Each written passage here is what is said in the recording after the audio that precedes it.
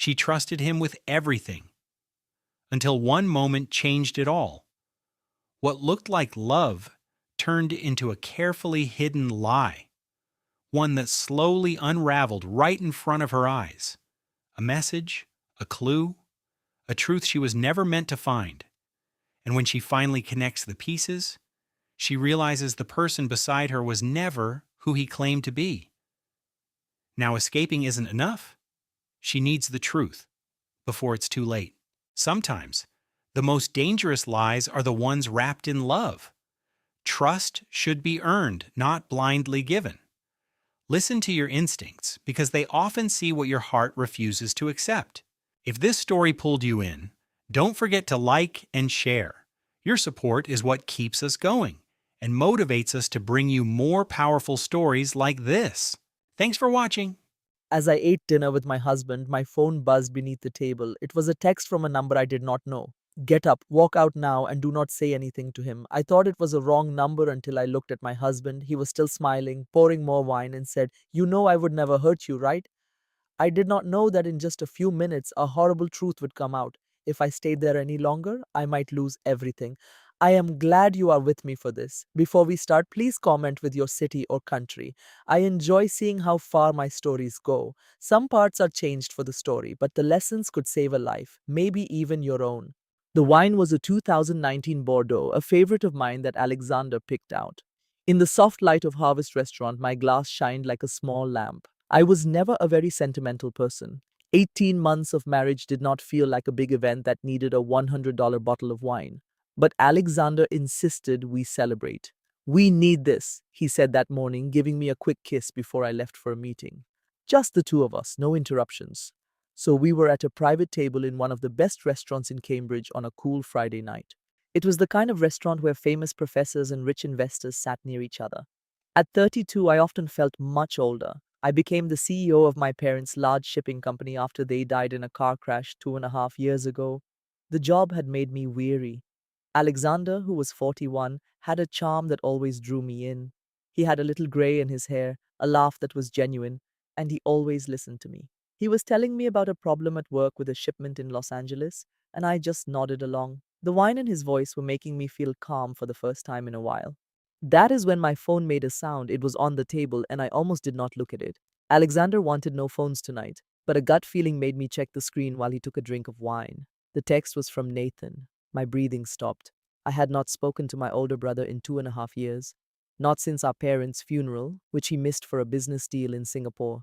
I blocked his number because I could not forgive him for being gone when I needed him. But this was a new number. It said, "Do not trust him. A black Honda is outside." The message was short and direct, and it felt like a punch. I just stared at the text. My own heartbeat was suddenly very loud. The quiet talking and sounds of the restaurant seemed very far away, like I was underwater. "Cass, are you all right?" Alexander's voice brought me back. He was looking at me with his usual concerned face, his fork in the air. I had to blink and pretend to smile, pushing the phone away. "Yes, just a message from work. I forgot to turn off the sound." He looked disappointed. He had a soft way of making me feel bad. "I thought we agreed to not work tonight." "I know, you are right. I am sorry." I grabbed my wine to calm myself, but my hand was not steady. The words from the text were stuck in my head. Do not trust him. Nathan had been silent for years, so why send this now? It was so strange. "I need to go to the ladies' room," I said quickly, getting up before I could change my mind. Alexander seemed surprised but just nodded. "Of course, take all the time you need." I took my purse and walked toward the back, my shoes making a noise on the floor. The bathrooms were down a hall, but I did not go in. I went to a small window that faced the street. With shaking hands, I moved the curtain and looked out into the dark. A black Honda Accord was parked across the street under a tree with no leaves. The window was down, and in the dim light I could see the driver. It was Nathan. He looked older and bigger, but I knew it was him. My throat felt tight. Why was he here after all this time? I just stood there, unable to move, full of old anger and new questions. I also felt a new sense of fear. A memory came back to me. About a year ago, I was pregnant for the first time. I was 10 weeks along and so happy, but then I lost the baby. I remembered the hospital, the weeks of feeling so tired, and the strange yellow color of my skin that the doctor said was just from stress. I remembered Alexander giving me special vitamins every single morning. He said they were the very best. And I remembered the sharp stomach pain that I tried to ignore. Alexander kept saying that pregnancy was just difficult. And then I remembered all the blood. I forced the bad memory away. That was all in the past. It was over. Alexander and I had been sad together, but we had moved on from it. We were a happy couple now, right? But I could not forget Nathan's words. Do not trust him. I walked away from the window and went back to our table. My thoughts were racing. Alexander was now on his own phone, probably looking at work emails even after he told me not to. He put his phone down when he saw me and smiled. Are you feeling better now? No, actually, I lied, and it was surprisingly easy. I think I am getting sick. I am so sorry, Alexander. Can we please go home? His smile disappeared for a second, but then he recovered. Of course, let me pay the bill. I waited while he paid, and my heart was beating fast. A part of me just wanted to sit down and forget Nathan's message. I wanted to stay in this nice, safe place where the biggest problem was how my food was cooked. But another part of me, the part that remembered the sickness, the yellow skin, and the pills from Alexander, could not ignore this. When we went outside, the cold air hit me. Alexander tried to hold my hand, but I moved away, pretending to look for my keys in my purse. I will get you a taxi, he offered, taking out his phone. No, I said a little too loud. He looked confused by my tone. I tried to sound nicer. I just need some fresh air. I will walk for a little while. My head needs to clear. Cass, it is cold out here. Let me at least. I will be okay. I gave him a fake smile and a fast kiss on his cheek. Then I walked away before he could say more.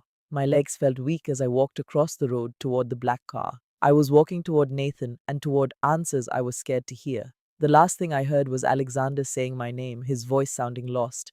But I did not turn around. I could not. If Nathan was right, then my entire life with Alexander for the past 18 months was a lie and was about to fall apart. When I got to the car, I saw Nathan's serious face in the dark. I had a terrible feeling that my life would never be the same again. Nathan's apartment smelled of leather and books. It was a big, fancy place with brick walls and large windows that showed the city lights. I just stood in the middle of his living room. I would not sit down. My legs were shaky. The car ride was quiet. Nathan just kept looking in the mirror to make sure Alexander was not behind us. He was not. But now that I was here with the brother, I tried to forget. I did not know if I was safe or in more danger. Nathan was 38 now, and with gray hair starting to show, he looked more like our dad.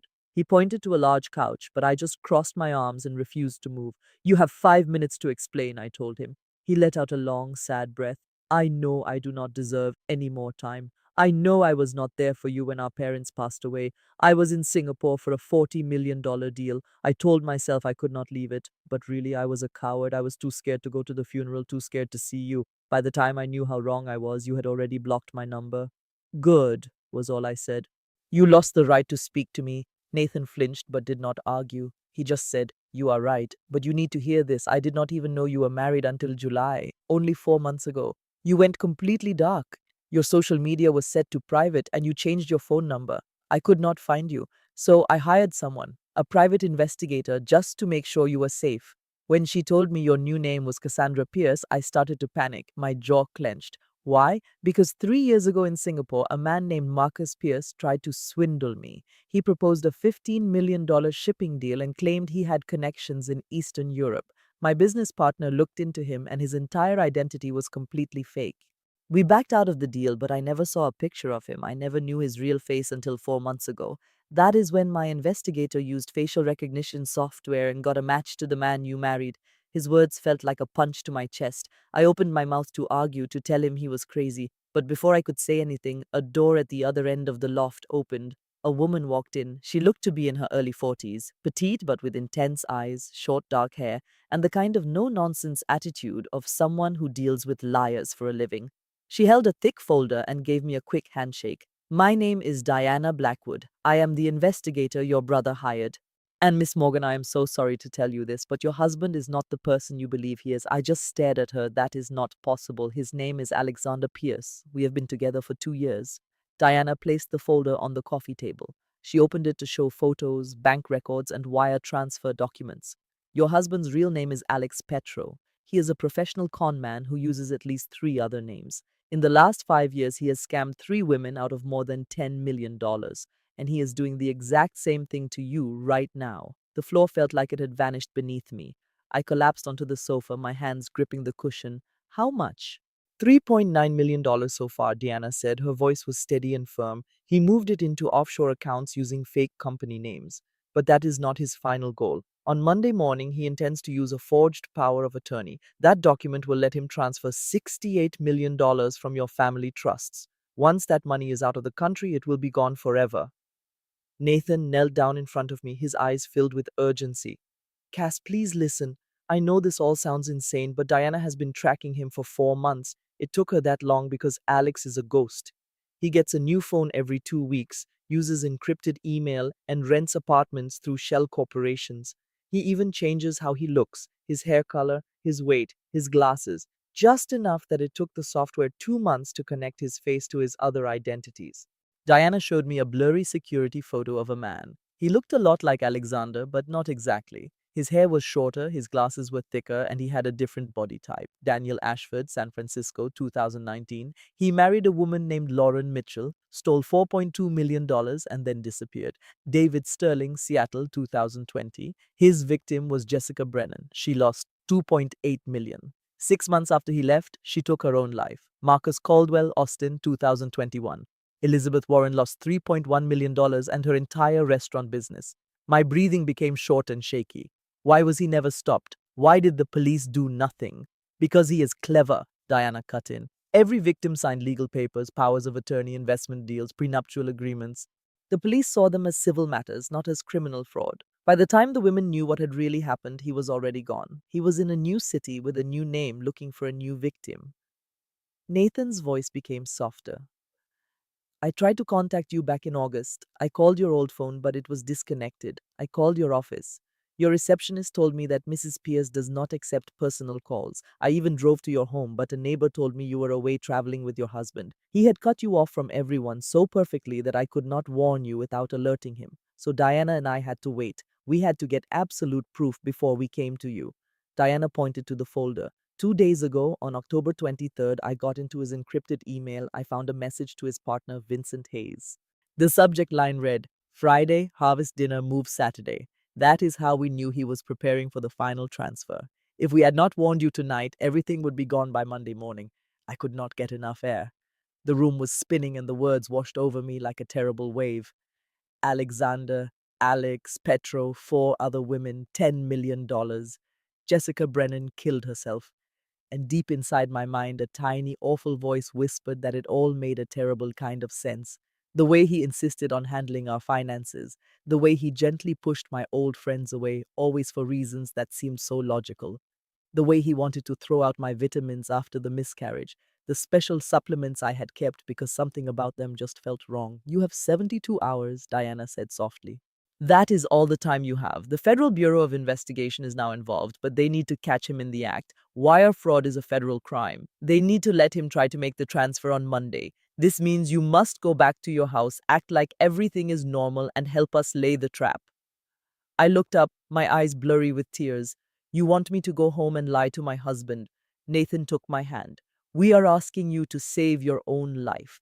The law firm of Pembroke and Associates was on the 23rd floor of a glass skyscraper in Boston's financial district. At 11 o'clock on a Friday night, the office felt like a quiet tomb. Lights were on in the main corner office. They cast long shadows on the mahogany desk and the shelves of leather books that no one ever read but kept for appearances. I walked with Nathan and Diana through the empty reception area. The sound of my heels clicked loudly on the marble floor. Every step seemed to echo. Edward Pembroke was at his desk waiting for us. His reading glasses were on the tip of his nose, and a cup of black coffee sat beside him, growing cold. He was 67 years old, with silver hair and sharp eyes. He had a calm and patient manner that came from 40 years of solving other people's problems. He had been my parents' lawyer, and then he became mine. He guided me through the confusing world of estate planning after the accident. If I trusted anyone in the world completely, it was Edward. He rose from his chair when I walked in, and his expression softened with concern. Cassandra, Nathan called me. Please have a seat. I fell into one of the large client chairs, feeling a deep exhaustion wash over me. Nathan and Diana sat on either side of me. Edward went back to his desk and folded his hands over the thin file Diana had given him on the way there. I have looked over all the evidence, Edward said directly. It is powerful. It is damning. Your husband, Alex Petro, has committed wire fraud in many different states. He has a partner, a man named Vincent Hayes. He is 61 years old and was disbarred in California in 2015 for forging the signatures of his clients. Together, they have opened 12 offshore accounts in 6 different countries. The trail is complicated, but it is definitely there. I swallowed nervously. So you can arrest him. Arrest him tonight, right now. Edward slowly shook his head. I wish it were that easy, but for federal wire fraud, prosecutors need proof that he intended to commit the crime and then carried it out. Right now, what we have is circumstantial. We have shell companies, strange money transfers, and forged papers. If the FBI arrests him now, his lawyers will say it is just a private disagreement between a husband and wife. He will say he was moving assets around to save on taxes, that you were aware of it, that this is all a big misunderstanding. If we do not catch him in the act of illegally moving the money, the case will simply collapse. So what should we do? My voice was barely a whisper. We lay a trap, Diana said. Tomorrow morning, Edward will file an emergency request to freeze every account connected to Alex and his fake companies, but we will do it without any warning. There will be no advance notice. When Alex tries to log in on Monday morning and sees that the accounts are frozen, he will start to panic. He will call Vincent. They will rush to figure out another way. That is when they will try to make the transfer. The FBI will be listening to everything. The second he starts that wire transfer, they will have him. Nathan leaned closer. But this means you have to go home, Cass. You must pretend that everything is fine. You have to act like you still trust him completely. The very thought made my stomach sick. For how much time? 3 days, Edward said, until Monday morning. I know this is a huge thing to ask, but it is the only way we can be sure he gets convicted. I looked down at my hands. I tried to picture myself going back to that house, getting into bed next to Alexander, and smiling at him over breakfast while he was secretly planning to destroy my life. What if he gets suspicious? What if he knows I am lying? That is why we need you to consent to surveillance, Edward explained. He slid a pile of papers across his desk toward me. First, a health information authorization. This will permit Diana and the FBI to look at your medical files from October 2023, specifically the records from your emergency room visit after your miscarriage. If Alex did tamper with your prenatal vitamins like Diana thinks he did, these records could be more proof of his criminal plan. I held my breath. I had not allowed myself to truly consider that, but now the horrible idea hung in the air between us. Second, Edward said, we need a financial disclosure waiver for our forensic accountant. Third, I had to agree to federal electronic surveillance. Massachusetts law says you need both people to consent before you can record a conversation, but a federal investigation overrules the state law. The FBI agent explained they would give me a tiny transmitter called a body wire. Everything Alexander said would then be legal to use in federal court. Diana showed me a slim black device, smaller than a matchbook. You will wear this under your shirt, she said. We will listen to everything live. If you feel you are in danger, just say the word August and we will get you out immediately. My hand was shaking as I picked up the pen. I signed the medical release form, the financial waiver, and finally the surveillance consent. Every signature felt like I was taking another step off a very high cliff. Edward collected the papers with a serious but kind look on his face. You are doing the right thing, he said. I know it does not feel like it now, but you are. When will the accounts be frozen? Nathan asked. Edward checked the clock on his wall. It was almost 2 in the morning.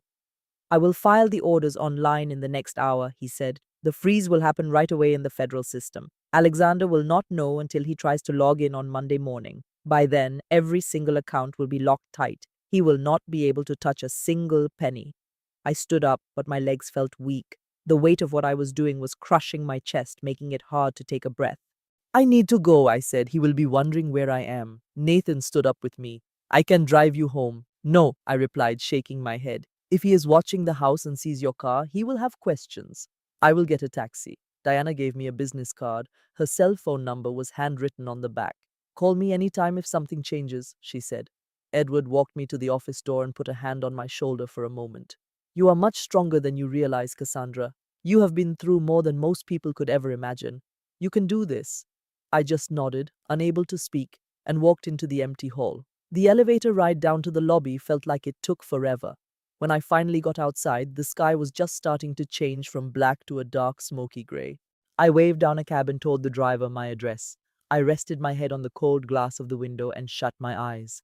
In just a few hours, I would have to walk into my own home and smile at my husband. He was a man who had been lying to me from the very first day we met. I would have to make him coffee and act interested in his weekend plans. I would have to pretend that my entire life was not falling apart, and somehow I needed to keep it all together long enough to see him finally get what he deserved. The front door clicked open at 7 in the morning. I entered the silent townhouse on Beacon Hill, my heart pounding so loudly I thought it would burst. The kitchen lights were on. Alexander was up. Of course, he was up. I had been missing for almost 12 hours. He was not the kind of man to let that go without a lot of questions. I put my purse down on a small table near the door. My hands were trembling as I undid the buttons on my coat. The FBI recording device was taped to my skin, right under my blouse. It was a small, hard rectangle against my chest that felt as obvious as a giant sign. I had rehearsed my story over and over in the cab.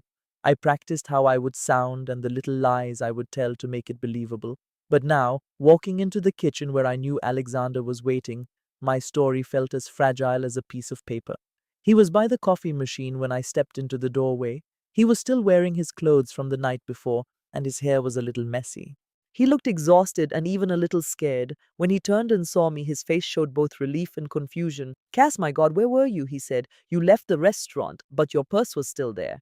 I called your phone all night, but you never answered. I made myself look right into his eyes and keep my voice from shaking. I am so sorry. I did not feel well and I just needed to get some fresh air.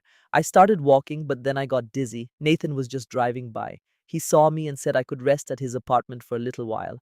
Alexander's jaw got tight when he heard the name, Nathan. He said it like it was a bad word. You have not talked to him in 2 years. Now he just happens to be there right when you need him. How lucky. It was just a coincidence. I walked over to the sink and poured a glass of water, just to have a moment to think.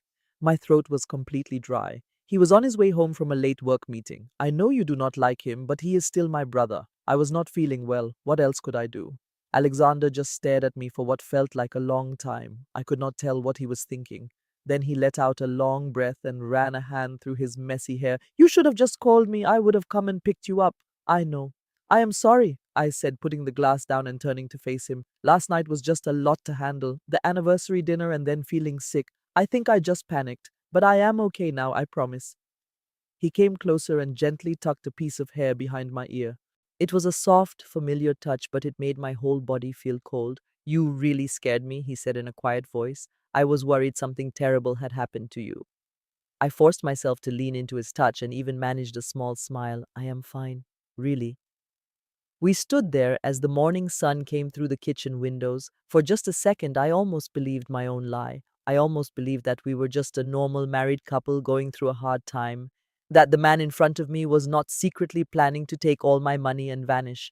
Let me fix you some breakfast, Alexander said, stepping back. You must be very tired.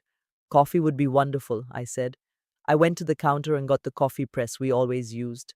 My hands would not stop shaking, so I focused on the simple steps of making coffee. I ground the fresh beans, boiled the water, and carefully measured the grounds. The familiar routine helped to calm me down. It gave me something else to think about besides the hidden wire on my chest and the terrible feeling of dread in my stomach. As the dark coffee filled the cup, a memory suddenly came back to me. It was from last October. I was 10 weeks pregnant and so full of hope. Even though I felt sick all the time, I was always tired, a deep exhaustion that went right to my bones. My skin had a strange yellowish color, but the doctor at the emergency room said it was just stress. Some women just have difficult pregnancies, he told me.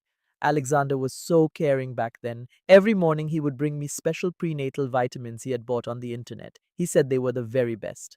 I took them every day, just like he told me to. I took them even though they made me feel sick and the sharp pains in my stomach just got worse and worse. And then I had the miscarriage. There was so much blood and then the hospital. It left an empty, aching feeling inside me that took many months to go away. Now, standing here a year later, I looked at the coffee and felt a sudden chill. What if Nathan was right? What if Diana was right? What if those pills were not vitamins at all? Cass, are you okay? Alexander's voice snapped me back to the present.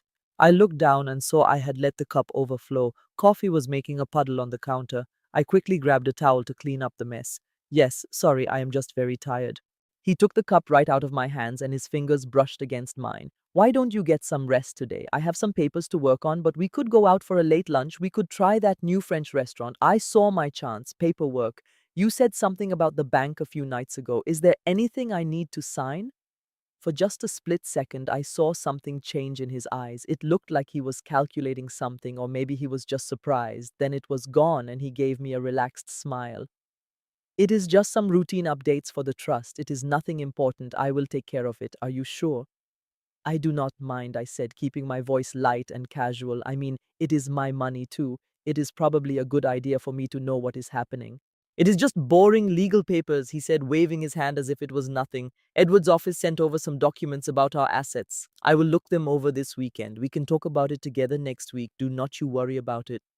I smiled back at him and let it go, even though my gut was telling me to keep asking questions. Okay, she said, I trust you. He seemed to relax a little bit. I know you do, he said. I picked up my phone like I was checking the time. I quickly sent a text message to Nathan from under the table. Phase 1 is complete. Then I looked up at Alexander and made my voice sound cheerful. So, what about that lunch? I am starving. Sounds perfect, he said, and then he kissed me on the forehead.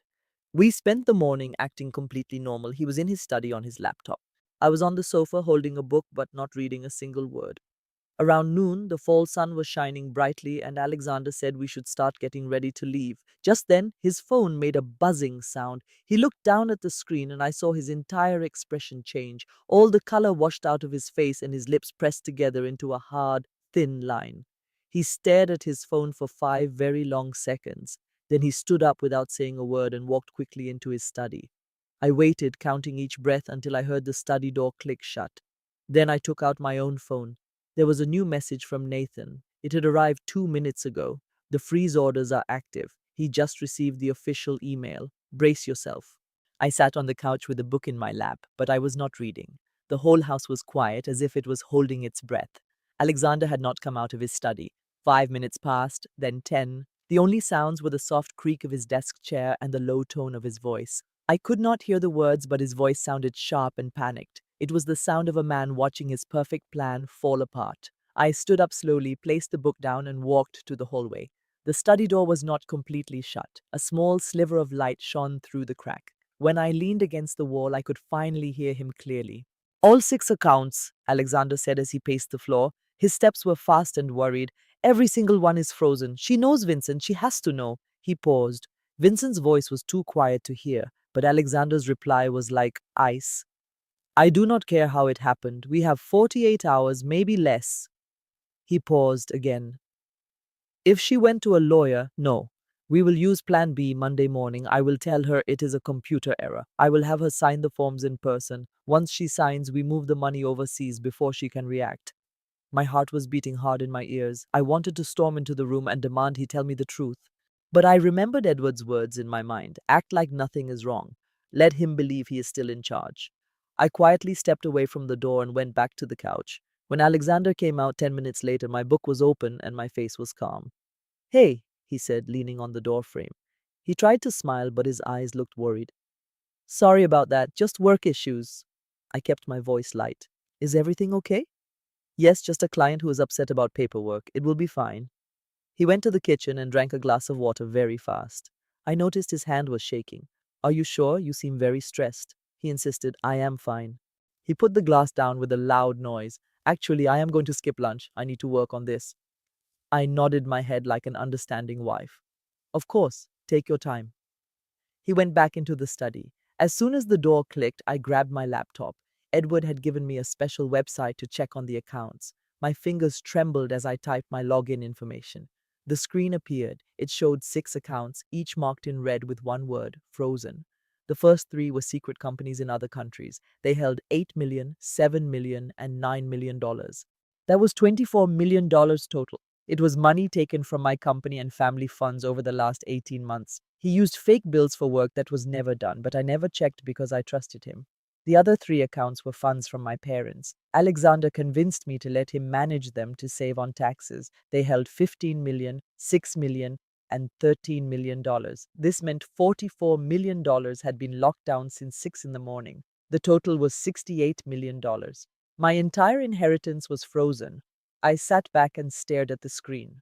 A cold, clear feeling came over me. This was all real. Nathan and Diana had been right. The man I married, the man I built a life with, was planning to steal everything from me since the day we met. The rest of Saturday felt like a dream. Alexander stayed in his office. He only came out for food or more coffee. He barely even looked at me. By that night, the house felt heavy with stress. I said I was tired and went to bed early. I stayed awake until 3 in the morning just listening to him walk back and forth downstairs. Sunday morning was cold and grey. It looked like it was going to rain. I woke up to the smell of coffee and found Alexander in the kitchen. He was dressed and looked calm, but tired. He was hiding his true feelings again. Morning, he said as he gave me a cup of coffee. I held the warm mug. Listen, I have to talk to you about something. My stomach tightened. Okay, he explained. My financial advisor called. There was a computer problem at the bank and it froze a lot of accounts, including ours. It is not a big deal, just a simple mistake.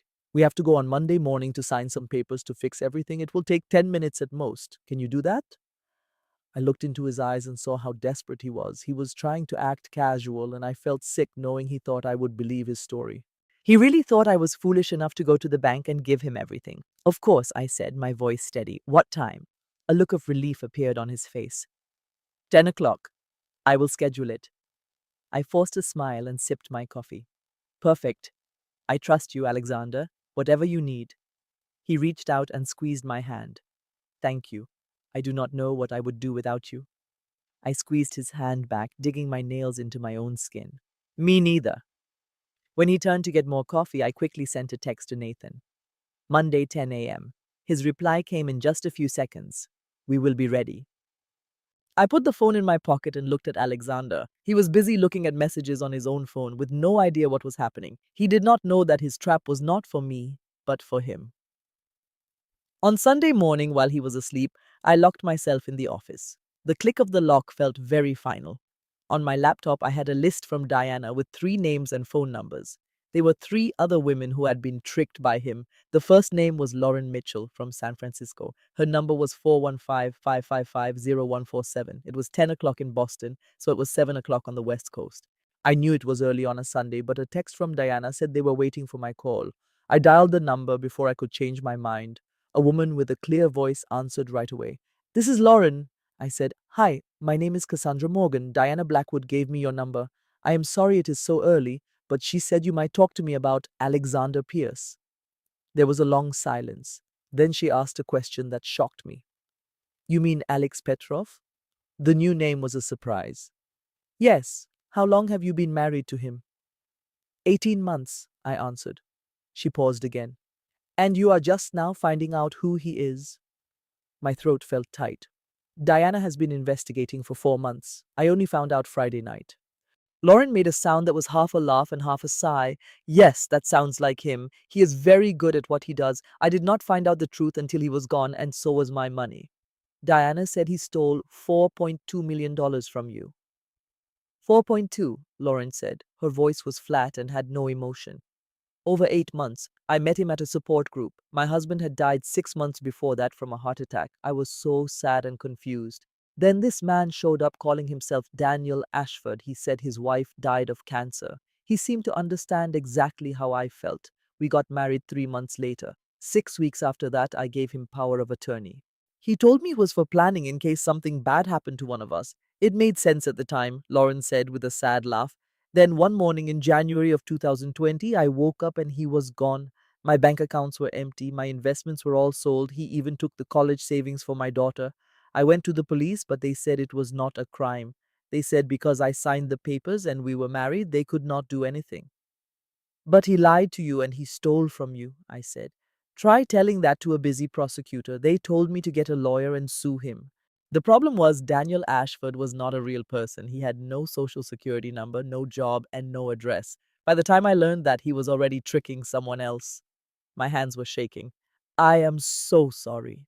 Lauren's voice became strong. Do not be sorry. Just stop him. Diana said the Federal Bureau of Investigation is helping you. She said you are setting a trap.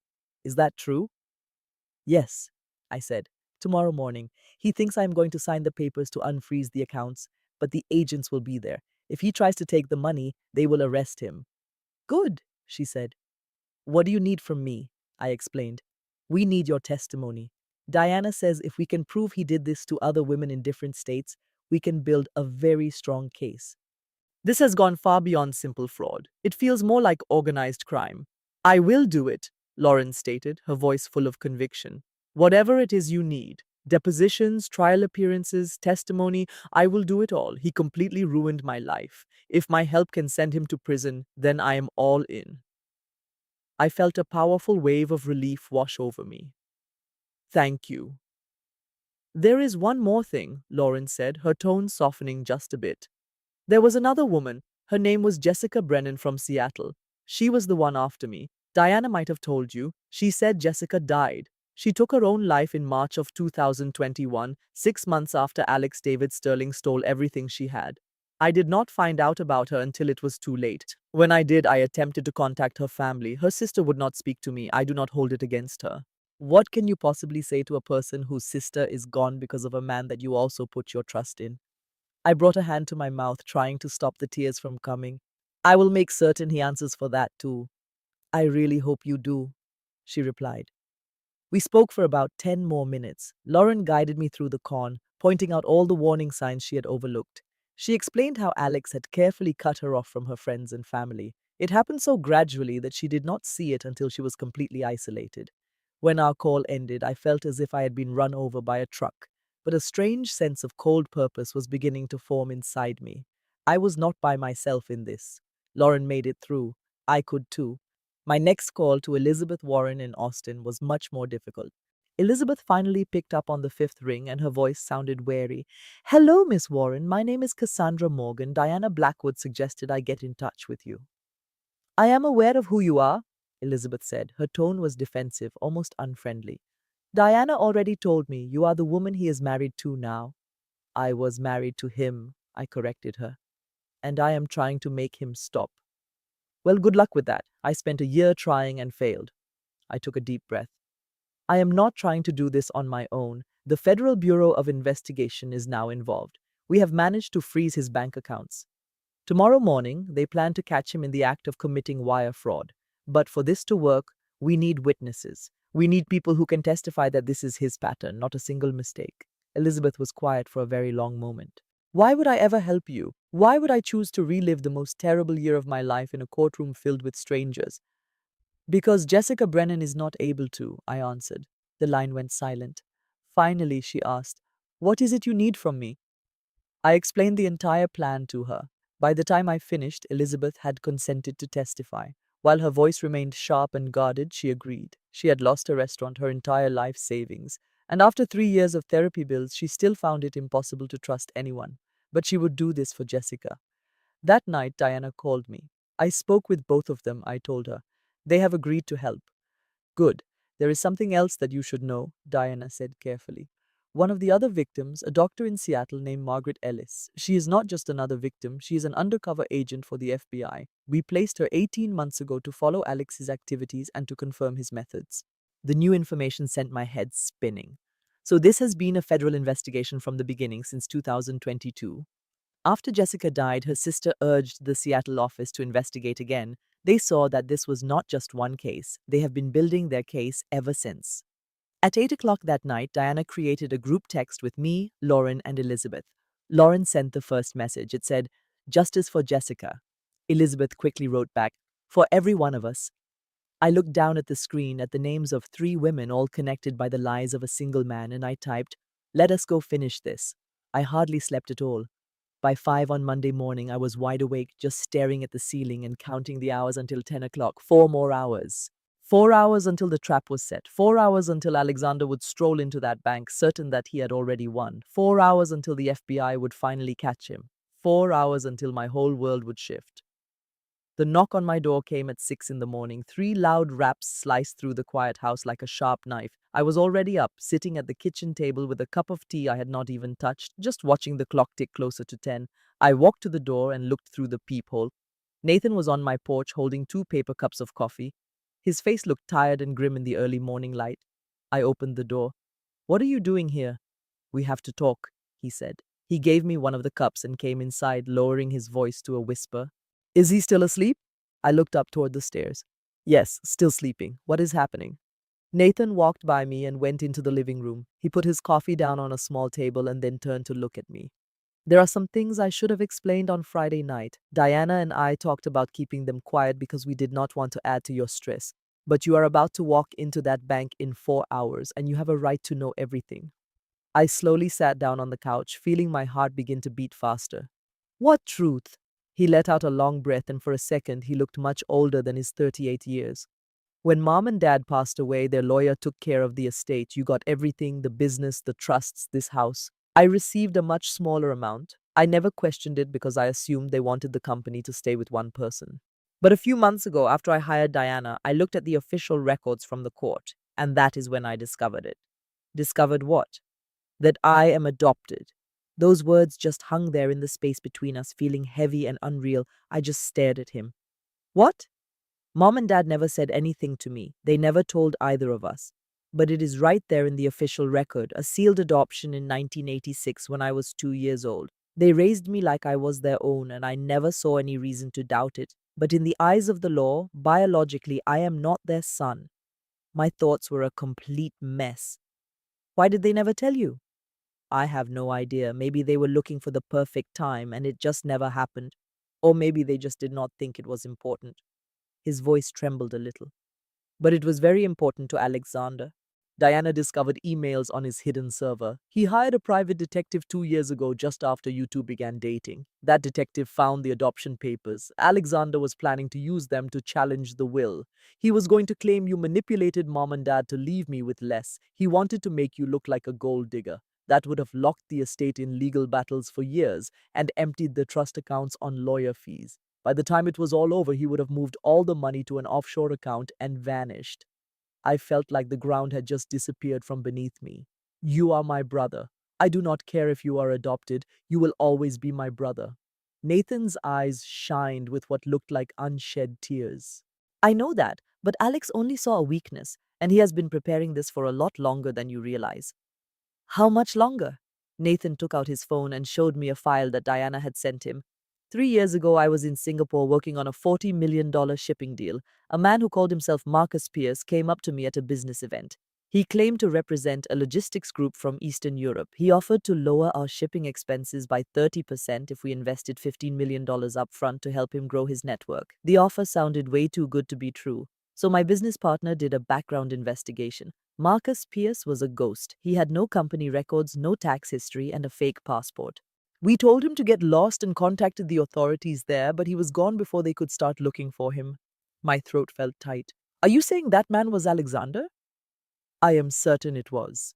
Diana used facial recognition software on the security camera footage from the event. It is him. His hair and weight are different, but his facial structure and his movements are exactly the same. He was testing me, Cass, to see if I would fall for it. When I did not, he changed his plan. And when he learned I had a rich younger sister who had just inherited a large fortune, he switched to Plan B. Why did you not tell me? The words came out with more anger than I had intended. If you knew he tried to trick you 3 years ago, I did not know, Nathan said, his voice filled with hurt. I did not have a photo or a real name. There was no way to link Marcus Pierce to Alexander Pierce until Diana's program found the match, and by the time we knew, you had already been married to him for more than a year. I tried to contact you back in August. I called your old phone number, but it was disconnected. I called your office, but the receptionist told me that Mrs. Pierce does not accept personal calls. I even drove to your house, but a neighbor told me you were away traveling with your husband. He had cut you off from everyone so thoroughly that I could not reach you without letting him know we were on to him. So, Diana and I chose to wait until we had proof that could not be denied. My hands were trembling. He has been planning this since Singapore, maybe even longer. Nathan then opened another file. It was a blurry picture of a young girl at a summer camp smiling on a sailboat. It took me a second to realize it was a picture of me. Diana found this in Alexander's cloud account. It was taken 15 years ago, Bar Harbor, Maine. You were 17 years old. At that sailing camp our parents sent you to each summer. Alexander was there working as a guest instructor. He kept this photograph of you, Cass. He has been watching you since you were just a girl. The entire room seemed to spin. I grabbed the arm of the couch to steady myself. A sick feeling rose in my throat. That cannot be true. He is not just a con man, he is a predator. Diana found a detailed spreadsheet on his computer. It had 23 names. All were children of rich families he had met between 2008 and 2015. Your name was marked with a special note. It said, "Wait for inheritance." I could not get any air into my lungs. The man I married, the man I loved, had been stalking me for 15 years, just planning and waiting, and I had walked straight into his trap. Nathan knelt down in front of me and took my hands in his. You did not know. There was no way you could have known, but you know now, and in 4 hours we are going to make it stop. Before I could even think of a reply, my phone buzzed on the coffee table. I picked it up, feeling completely numb. It was a notification from my doctor's office portal. Lab results are available. Pregnancy test. My fingers shook as I opened the message. Result positive. Estimated 6 weeks. My world just stopped turning. I was pregnant. Nathan saw the look on my face change. Cass, what is it? I could not find my voice, so I just handed him the phone. He read the message, and his look of concern turned into one of pure horror. Oh my God. My mind was racing, trying to put pieces of memory together. 6 weeks ago was the middle of September. My husband Alexander and I were trying again after the miscarriage, or so I had believed. What if losing our first baby was not a horrible accident? What if he planned it? I could not even finish the thought. Nathan spoke with a soft urgency. We have to tell Diana and Edward. This changes everything. How? My voice was just a faint sound. How could this possibly change anything? He will use this pregnancy as a weapon if he finds out. Custody fights, parental rights, it is another form of control even if he is in jail. I stared down at the phone in my hands. The happy news on the screen felt more like a terrible sentence. In just 4 hours, I had to walk into a bank and face the man who had been my shadow since I was 17, the same man who fed me poison, stole my money, and lied about my whole life. And I was now carrying his child. My hands were shaking so badly I could barely set the phone down. I stood up and moved toward the stairs before Nathan could stop me. A single awful possibility had taken hold in my mind. I had to know if it was real. I needed to find the answer before my courage failed me. Cass, hold on. Nathan was right behind me as I went upstairs, his voice low and concerned. What are you doing? I could not answer him. Not yet. I walked into our bedroom, past the perfectly made bed where my husband had slept by himself last night, and went straight to the closet. On the highest shelf, hidden behind a pile of winter clothes, was a small wooden box from my mother. I reached for it and brought it to the sitting room, far from the bedroom where Alexander might hear. Nathan came in and quietly shut the door. What is in there? I managed to say one word. Proof. I sat on the small couch and lifted the lid. Inside were the memories I could not bring myself to part with after the miscarriage. There was a blurry ultrasound picture of a tiny shape at 8 weeks, a hospital bracelet from Massachusetts General, dated October 15th, the night our baby was gone. Underneath it all, wrapped in thin paper, was a prescription bottle. The label read, Prenatal Complex, Premium Formulation. I picked up the bottle, and its weight in my hand felt like a silent judgment. Alexander had wanted to toss this out right away after I lost the baby. He said we had to remove the painful memories to move on, but something held me back. Maybe it was sadness, or maybe a small part of me already sensed that something was very wrong. I secretly rescued it from the trash and hid it. Nathan just looked at the bottle. Do you think he poisoned you? I do not know. My fingers trembled as I twisted the cap. Inside were about a dozen green and white pills. They looked just like the ones I had taken every single morning. But now I was going to find out the truth. I took out my phone and looked for forensic toxicologists near Boston. The first result was a Dr. Raymond Keller, who worked with the Massachusetts State Police Crime Lab. I dialed his office, and a woman answered after 3 rings. I must speak with Dr. Keller. It is an emergency. He is in a meeting right now. May I take a message for him? Tell him it is about a suspected poisoning. It involves prenatal vitamins used to cause a miscarriage. I need him to do an analysis today. There was a short silence, then, please hold. 2 minutes passed, then a man's sharp professional voice came through. This is Dr. Keller. You mentioned something about a miscarriage. I quickly told him everything: the loss of the baby, the special vitamins Alexander gave me, and the strange symptoms I had ignored back then. Dr. Keller heard me out without saying a word. When I was done, he said, Can you send me pictures of the bottle and the pills? I need clear photos of the label and the capsules. I sent them. My hands felt more stable now that I was doing something. 5 minutes later, he called back. Morgan, I am reviewing your pictures. This label is not real. It is missing an FDA approval number, a batch code, and a manufacturer's address. Also, these capsules appear to be filled by hand. The powder inside is not consistent. Do you still have the pills? Yes, I have all of them. I did not take any after the miscarriage. I need you to overnight me 3 capsules. I will run a complete phytochemical analysis. But from what you told me, your symptoms and the timing, I am almost certain of what we are dealing with. What is it? Pennyroyal oil and black cohosh. Both are herbs that can end a pregnancy. People have used them for hundreds of years, but they are incredibly dangerous. Pennyroyal is especially known to cause severe liver damage. If someone gave you these for several weeks, it would explain your fatigue, sickness, and stomach pain. At 10 weeks pregnant, that dose would have almost definitely caused a miscarriage. The room started to spin. I grabbed the arm of the couch to steady myself. The hospital did tests, a toxicology screen. They found nothing. A standard emergency room screening will not detect herbal substances. They check for alcohol, illegal drugs, heavy metals, and other common poisons. To find something like pennyroyal, you need a special phytochemical test. It costs around $2,000 and takes 3 to 5 days. Doctors rarely order it without a clear reason to suspect herbal poisoning. Nathan had been quiet until now, but he finally spoke. What about her liver? She mentioned being tired and having pain. Would her blood work show anything? Definitely. If Miss Morgan has her hospital records from October 2023, I can look at them. I opened the patient website on my phone, the one Diana had helped me set up. The discharge papers were right there, and I sent them to Dr. Keller. I could hear him typing, followed by a soft whistle. Your ALT level was at 7,268. A normal level is below 40. This shows mild to moderate liver injury. The emergency room doctor thought it was from the stress of pregnancy, which makes sense if you do not know the full story. But with your timeline and symptoms, this looks exactly like pennyroyal poisoning.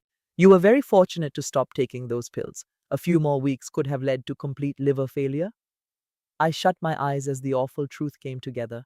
Last October, I was 10 weeks pregnant and so full of hope, even while my body was failing me. The deep exhaustion, the yellowish color of my skin the nurse dismissed, the sickness that felt worse than any morning sickness. And every single morning, Alexander would bring me those pills with a glass of juice and a kiss. You have to take care of yourself, my love. The baby needs his mother to be strong. I had put my faith in him, and he was slowly ending our child's life, one pill at a time. Send me the pills, Dr. Keller said. My lab will give you a full report. If you need this for a court case, I can serve as an expert witness. Thank you. My voice was hardly audible. I ended the call and looked at Nathan. His face was a mask of disbelief and horror. He murdered your baby. I could only nod, words failing me. My hands went to my own stomach, where a new life, just 6 weeks along, was growing like a fragile dream. This baby. He did not know about this one yet. This one I would protect. We are not going to tell him, I said with a sudden fire in my voice. Not about this pregnancy. Not until he is arrested. He will find a way to use it against me if he knows. He always does, Nathan agreed. But Cass, you must be so careful. If he offers you anything, like vitamins, supplements, or even a meal, do not take it. I will not eat a single thing he makes. I will not drink anything that I did not pour for myself. I stood up and slipped the bottle of pills into my pocket. I am going to that bank. I am going to watch him lose everything. And after they put him in handcuffs, I will tell him that I am pregnant. I need him to understand exactly what he has lost. A happy, unaware voice called from downstairs. Cass, honey, it is almost 10 o'clock. Are you ready to leave, Alexander? I locked eyes with Nathan, and he gave my shoulders a firm squeeze. You have got this. I nodded, stood up tall, and walked to the door. I walked toward the man who had been poisoning me for weeks, the man whose life I was about to help ruin. This baby was going to live. I would make certain of it. The car ride to the financial district was a silent 12 minutes. The only sounds were the city traffic and the quiet clicks of Alexander checking his phone. I sat with my hands in my lap, my wedding band flashing in the autumn sun. I had chosen a dark blue suit for the day. It was an outfit that projected competence, not fear. I could feel his approving eyes on me whenever he glanced over. He believed I was just playing my role as the supportive wife. He did not know I was also playing a role in his downfall. The Boston Private Bank was on the first floor of a modern glass building on Federal Street. It was a place of polished stone, quiet conversations, and the kind of money that never had to show off. I had been here many times before to review my portfolio with my trust manager. But today was different. Today, the security guard, the receptionist, and the hidden cameras all seemed to be focused on me. They were watching and waiting, and they were because the FBI was here. They were disguised as bank employees and IT workers. Maybe one was even the man in the nice suit who just walked by with a leather briefcase. My phone buzzed that morning with a text from Diana. We are ready, just act normal, stick to the plan. My husband, Alexander, glanced at his watch. He said Vincent would arrive any moment. Right on cue, the elevator door slid open and a man emerged. He looked to be in his early 60s with silver hair smoothed back perfectly. He carried himself like a man who belonged in expensive rooms. His dark suit likely cost more than a person's rent for a month. His smile was a well rehearsed trick designed to make you trust him with your life savings. Alexander, it is good to see you. They shook hands. Then Vincent faced me, offering his own. And you must be Mrs.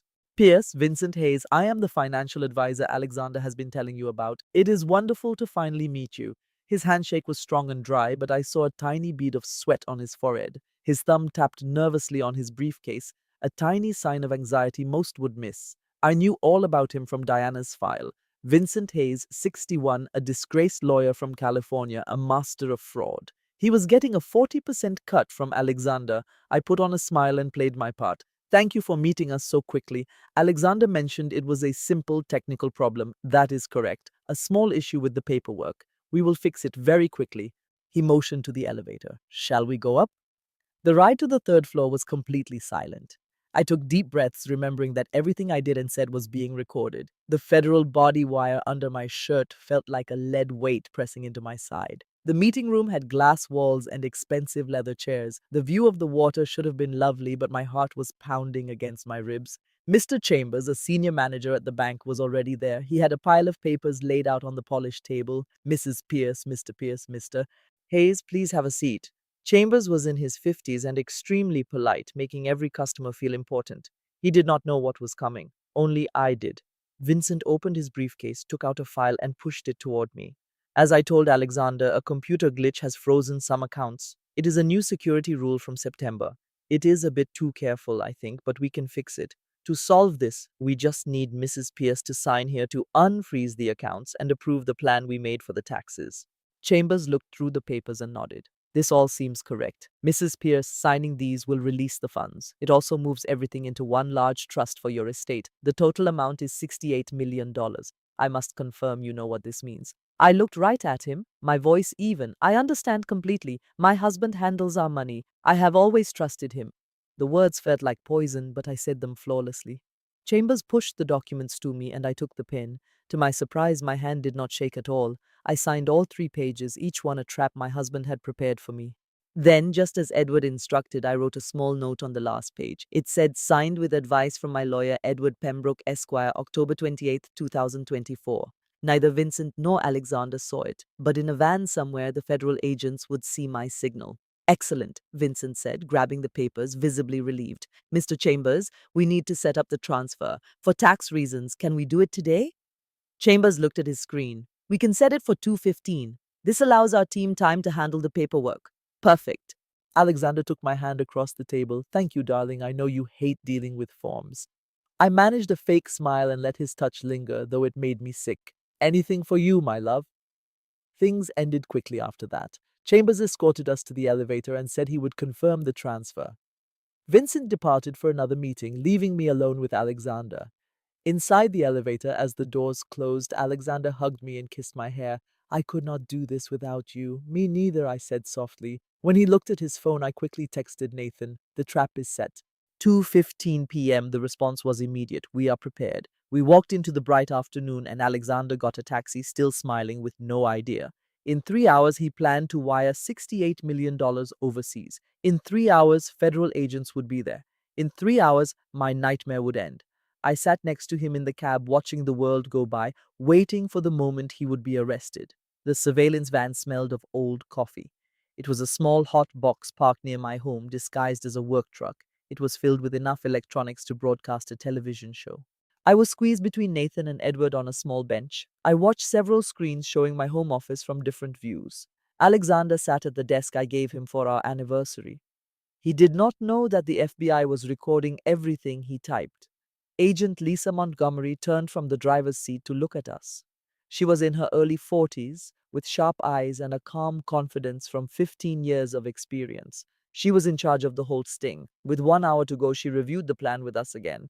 At 2:15, Alexander will log in and start 2 transfers. The first, for 5.8 million to a company in the Cayman Islands, will look like it went through. He will get a success message and a transaction number. It will all seem fine, but the funds will not go anywhere. I leaned in closer. How? The Bank of New York Mellon handles these transfers. That is normal. The money goes through them first. We have a federal order in their system. The second the 5.8 million arrives, it is frozen instantly. The whole thing takes 90 seconds. But from his computer, he will believe he just sent almost $6 million out of the country. Edward slowly agreed.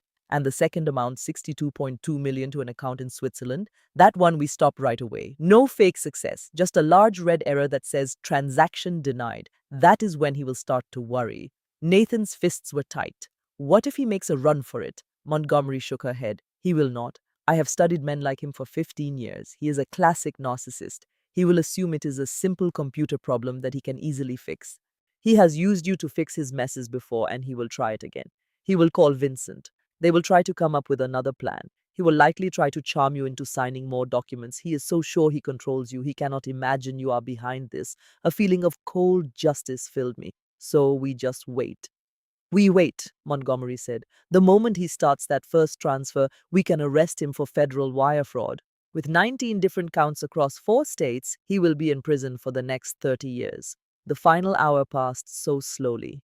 I watched the time on the screen approach 2:15. My heart beat faster with each second. Alexander walked around his office on the phone. At one moment, he looked toward the hidden camera, and I held my breath. He cannot see us, Nathan whispered. He does not know. At 2:14, Alexander sat and opened his computer. Montgomery moved toward the monitors. She spoke quietly into her microphone to the team nearby. Stand by, the target is logging into the bank. I dug my nails into my hands. 2:15. His fingers flew across the keys and a screen showed us exactly what he was seeing. The bank website appeared. He went to the transfer page. I watched the mouse move over the first line item. $5,800,000 to Petrov Holdings in Grand Cayman. He clicked the confirm button. On his screen, a green message popped up. Transfer successful. It even gave a transaction number and an arrival time of 4 to 6 hours. But on our screen, the message was very different. Funds intercepted. Federal seizure order active. We have him, Montgomery whispered. The first transfer is frozen. He just committed a federal crime on video. Alexander was already starting the second transfer, $62,200,000 to a trust in Zurich. He clicked confirm. The monitor glowed with a red warning. The transfer was denied. His account was completely frozen. I saw the blood drain from his face. He stared at the screen, stunned, before his fingers flew across the keyboard, trying to undo the block. It was no use. He grabbed his phone, his voice tight with panic. Vincent, it is locked. All of it. The Swiss transfer failed and I cannot get through to compliance. He paused. I do not know what went wrong. The first one cleared. I saw it. But the second one, he paused again. No, Cassandra is unaware. She signed the documents this morning. She has no clue. In my ear, Montgomery's voice was calm and clear. BNY Mellon has confirmed the funds are intercepted. The seizure order is done. We have him on 19 counts of wire fraud on video. There are 4 known victims. Tactical team, you are approved to make the arrest. Go now. The reply crackled back. Understood. Entering in 30 seconds. But before the final order was given, I stood up. Wait. Everyone stared at me. Montgomery looked puzzled. Miss Morgan, I need 5 minutes with him alone. Nathan grabbed my arm. Cass, that is a terrible idea. He might harm you. He will not. He believes I am still in the dark. And I need him to admit to everything on tape. The other women, the money, and... I stopped, my hand moving to my belly. All of it. Montgomery watched me for a long moment. You are wearing the recorder. Anything he says is evidence for court. But if you feel threatened in any way, you must say the word August. We will enter immediately. Do you understand? I nodded my head. Yes. Edward squeezed my shoulder. You do not have to do this. I have to. I met his gaze, my voice filled with new strength. I need him to understand that I know the truth. I need to say it to his face. Then I will watch his world collapse. Montgomery spoke to the team. Hold your positions. Cassandra Morgan is approaching the subject. Wait for my signal. I left the van and walked into the crisp October day. The sun felt too intense, the air felt too sharp. I walked the 2 blocks to my house. With a trembling hand, I unlocked my own front door and went inside. From his office, I could hear Alexander's panicked voice on the phone with Vincent. I took a deep breath, stood up straight, and walked toward the man who had lied to me from the very start. I was ready to make him face the truth. Before I share what happened in that room, I have to know you're still listening. Type the word justice in the comments if you want to know what happened next. And please note the next section has been dramatized for the story. If you wish to stop here, this is your chance. But if you are prepared for what comes next, then let us continue. I stood at the doorway to our home office. I watched the man I loved destroy his own life. Alexander was hunched over his laptop. His hair was a mess and his shirt was wrinkled. He kept reloading the bank page as if he could change reality. He had not heard me enter the house. The silence was deep. The autumn light slanted in, making everything look like old gold. For a second, I just stood there. I felt the hidden microphone taped to my chest. I knew every word spoken here would become evidence in a federal case. I thought of the new baby, just 6 weeks along and as fragile as a wish. Then I remembered our first baby, the one Alexander murdered with pills he prepared himself. And I walked into the office. Alex? He looked up, and the relief on his face was so real it was almost funny. Thank goodness you are here. He started walking to me, his hands out to take mine. We have a system error. The bank stopped the big transfer. I need you to call Mr. Chambers to approve it. He suddenly went quiet. He saw something in my expression that made him freeze. It is over, Alex. My words hung in the silence. I watched his face change from confusion to a brief flash of fear, and finally to a cold, hard realization that made his face look like stone. What are you talking about? He asked. I took another step forward. My heart was pounding, but my voice came out strong. Daniel Ashford, David Sterling, Marcus Caldwell, Lauren Mitchell, Elizabeth Warren, Jessica Brennan. I paused. I know everything. I know every lie, every victim, and every single dollar you stole. For a long moment, he just looked at me. Then his friendly mask completely shattered. I saw the real him for the first time. Not the loving husband or the caring partner, but the monster underneath. He gave a low, nasty laugh. Lauren tried this. Elizabeth tried this. They told the police, got lawyers, and made a lot of noise. Do you know what happened? Nothing. Because you all signed the legal papers, authority to invest, marriage papers, all of it. Everything is legal and documented. No crime was committed. Jessica did not try, I said softly. She took her own life. His laughter stopped. A heavy silence filled the space between us.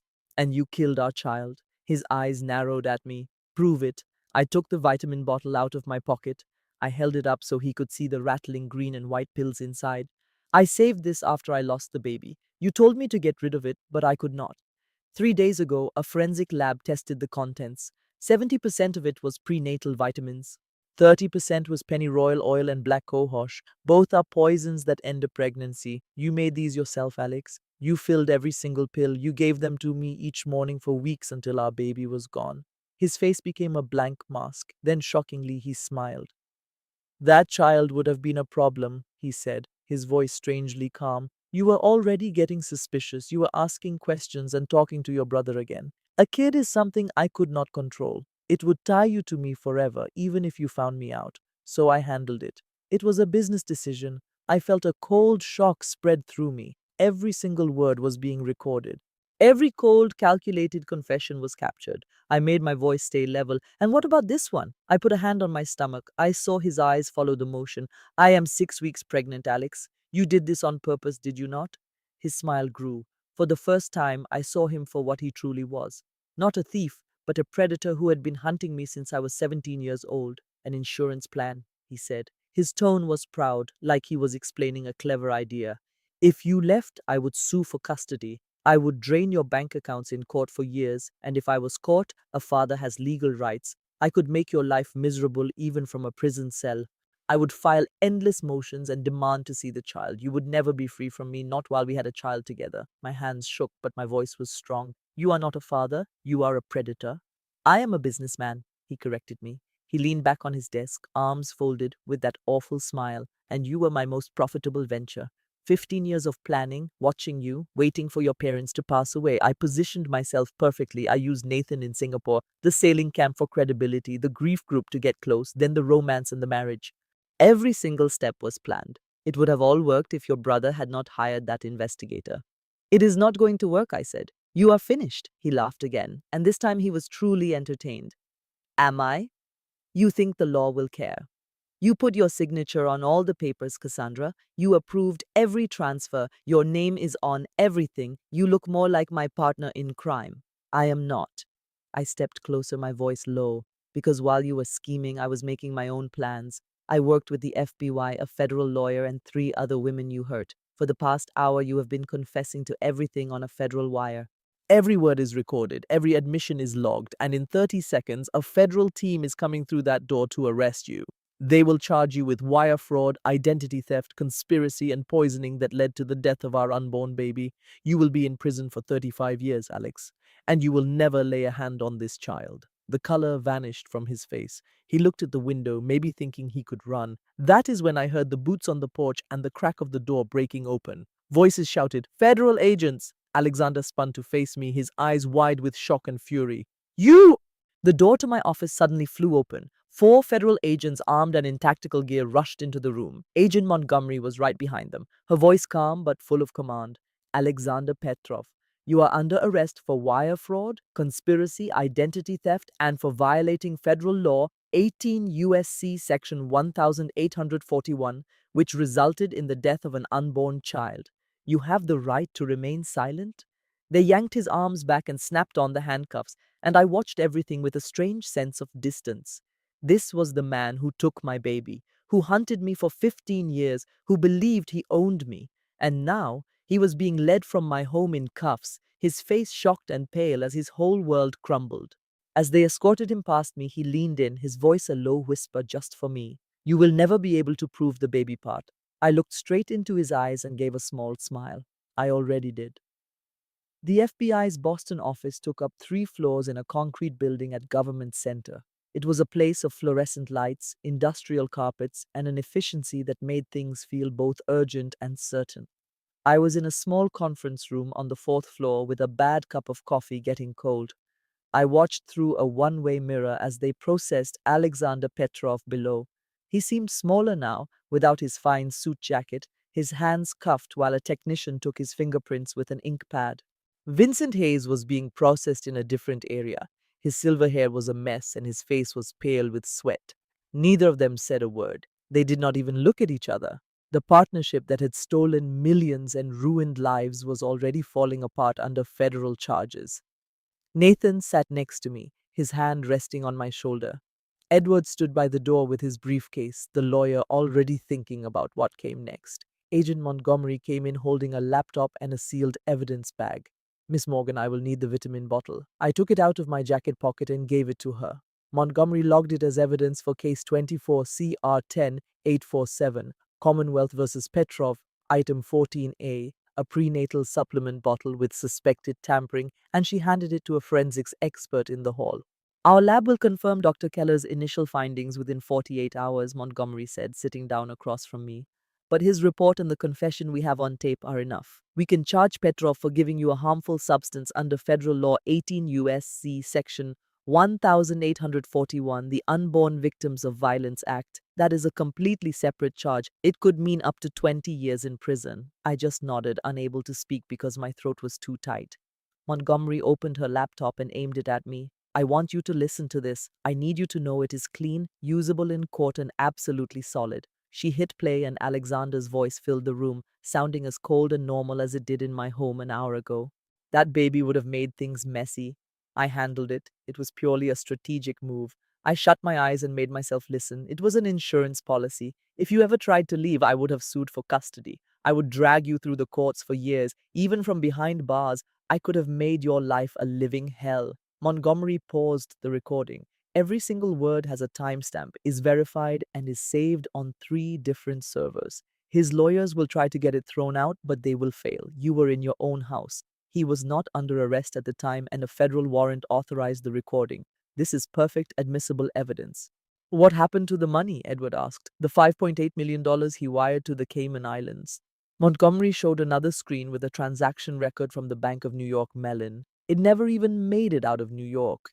The moment the transfer reached the bank's clearinghouse, our seizure order activated and froze the funds. On his computer, Petrov saw a confirmation of success, a transaction number, and an arrival time. But behind the scenes, federal marshals had already seized it. It is a standard method for catching international wire fraud. He broke the law the instant he pressed confirm. Everything that happened after that just became more evidence. She then displayed a pharmacy record from a CVS in Beacon Hill, dated August 7th. We also looked at his prescription history. "Your doctor gave you a prescription for birth control pills back in July?" Petrov went and picked up the refill in August using your insurance, but your medical files show you never got those pills. He secretly stopped your birth control and intentionally made you pregnant. That is called reproductive coercion. It is usually difficult to prove in court, but his taped confession makes it an easy win. I looked at the pharmacy receipt, at Alexander's signature on the bottom line, and a cold anger grew inside me. Every single action had been a plan. Every loving word had been a lie. Even the child that had been growing inside me was just another tool for him to use. What are the exact charges he is facing? Nathan asked. Montgomery showed a formal charging document. It was 20 pages of legal language that summarized their entire investigation. There are 27 counts of wire fraud under 18 USC Section 1343. Every fraudulent transfer that crosses state or international borders is its own charge. We tracked wires to shell companies in the Cayman Islands, the British Virgin Islands, Panama, and Switzerland. We also found domestic transfers that funded his illegal activities. There are 8 counts of identity theft under Section 1028. He used 4 different fake identities over 5 years, made false documents, and created fake companies. There is 1 count of a RICO conspiracy under Section 1962. He and Vincent Hayes ran a criminal organization with a clear pattern of illegal activity. There is 1 count under the Unborn Victims of Violence Act for causing the miscarriage and 1 count of bigamy. Bigamy? I looked up at her. He is married to another woman? Montgomery kept her expression very neutral. We are still checking the information, but Interpol found a marriage license from Prague. A woman named Elena Petro married Alexander Petro in 2012. They have 2 children together. She has been trying to get a divorce for 6 years, but he never answered the legal papers. Under Czech and American law, that marriage is still legal. This means every marriage after that one, including the one with you, is not valid. The room started to spin. I grabbed the table to steady myself. He has children, 2 of them. A boy who is 10 years old and a girl who is 8. Elena is a school teacher in Prague. She last saw Alexander in 2018. He just left them. Nathan cursed quietly. Edward's face became completely still. I felt something break deep inside me. It was not just sadness, but a horrible kind of understanding. I was not the first woman Alexander had built a life with just to tear it down. I was not even the second or third. There was another wife and 2 children across the ocean. They had been waiting for 6 years for a man who was never coming back. What is going to happen to Vincent? Edward asked in a low voice. Montgomery looked toward the booking station where Vincent was slumped over in a chair, his lawyer speaking to him with urgency. We offered him a plea deal. If he provides full cooperation and testifies at the trial, he will get 15 years, but he could be out on parole in 10. He also has to pay $2 million in restitution. If he says no, he will face a minimum of 30 years. His lawyer is not a fool. He will accept the deal. As if he heard her, Vincent's lawyer stood up, walked to the observation glass, and gave a single nod to Montgomery. She nodded in return. He accepted the deal, Montgomery said. This means we now have a cooperating witness. He can testify about 47 forged documents, 12 offshore bank accounts, and his 6-year partnership with Petrov. He will confirm how they split the profits, their planning sessions, how they chose their victims, and he has already confessed to buying the pennyroyal oil and black cohosh that Petrov used to poison you. My eyes began to blur. I thought of the 10 weeks I had carried that first child. I remembered the hope, fear, and love I felt for something Alexander was destroying from the start. I thought about the baby now growing inside me, just 6 weeks along, not knowing about the fight happening all around it. How much time will he get? I asked. For Alexander, how many years? Montgomery looked directly at me. If he is convicted on just half of these charges, he will get a minimum of 35 years. There will be no parole. He is going to die in prison. I slowly nodded my head. It did not feel like enough. It would never feel like enough, but it was a start. Montgomery shut her laptop and got up. There is something else you need to know. Elena Petrov, his legal wife who lives in Prague, Interpol is contacting her right now. She has to be told about the arrest, the criminal charges, and the bigamy. If she agrees to help, her testimony will be extremely important. A legal wife testifying that he abandoned her and their children, that he committed fraud while he was still married to her. That kind of testimony would erase any sympathy a jury might feel for him. Do you think she will do it? Nathan asked. I am not sure, Montgomery said honestly. But if I were in her shoes, I would want a front row seat to watch him burn. 3 days after the arrest, I was back in a conference room at the Boston FBI office, just looking at a blank video screen on the wall. It was a cold and gray Wednesday afternoon, and the quiet in the building felt heavy and suffocating. Agent Montgomery was working with Interpol. Nathan sat next to me, his legs shaking with nerves. A woman's face appeared on the screen. She looked younger than I imagined, with dark hair and a tired expression. She was in a plain white room with an interpreter. This was Elena Petrov, 39 years old, Alexander's real wife. Montgomery spoke softly. Thank you for speaking with us. I know this must be difficult. Elena nodded, her hands folded neatly. Her English was clear, though accented. I want to help. I want to stop him if he has hurt other people. Montgomery pointed to me. This is Cassandra Morgan. She married Alexander in 2023. Elena looked at me and I saw something change in her eyes. It was not anger but a deep, weary understanding. I know. Interpol told me I am very sorry. My throat felt tight. I did not know about you or your children. No one ever knew, Elena said softly. That is his way. He makes every one of us feel like we are the only one. Montgomery opened a folder. Can you tell us about your marriage from the start to when he left? Elena took a slow breath. We met in 2010. I was teaching English in Prague. He claimed he was a shipping consultant. He was charming and paid me so much attention. We were married in 2012. I was pregnant with our son David. He said he wanted to do the right thing. Her voice began to tremble. David was born in 2014. Our daughter Sophia was born in 2016. Alexander traveled a lot for work to London, Singapore, and New York. He was sometimes gone for weeks, but he always returned with presents and stories. I truly thought we were creating a life together. When did he leave you? Montgomery asked. In July of 2018. He told me he had a 3-month contract in Boston. He gave the children a kiss goodbye. He promised he would call us every week. Eleanor's jaw tightened. I never received a single call from him again. His phone number was disconnected. I filed for divorce in 2019, but he could not be found to be served the papers. He had simply vanished.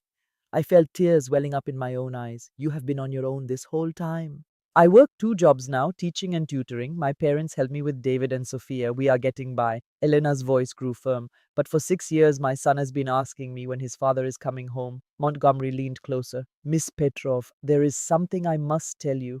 Alexander did not just abandon you. Between 2019 and today, he scammed 4 other women in the United States.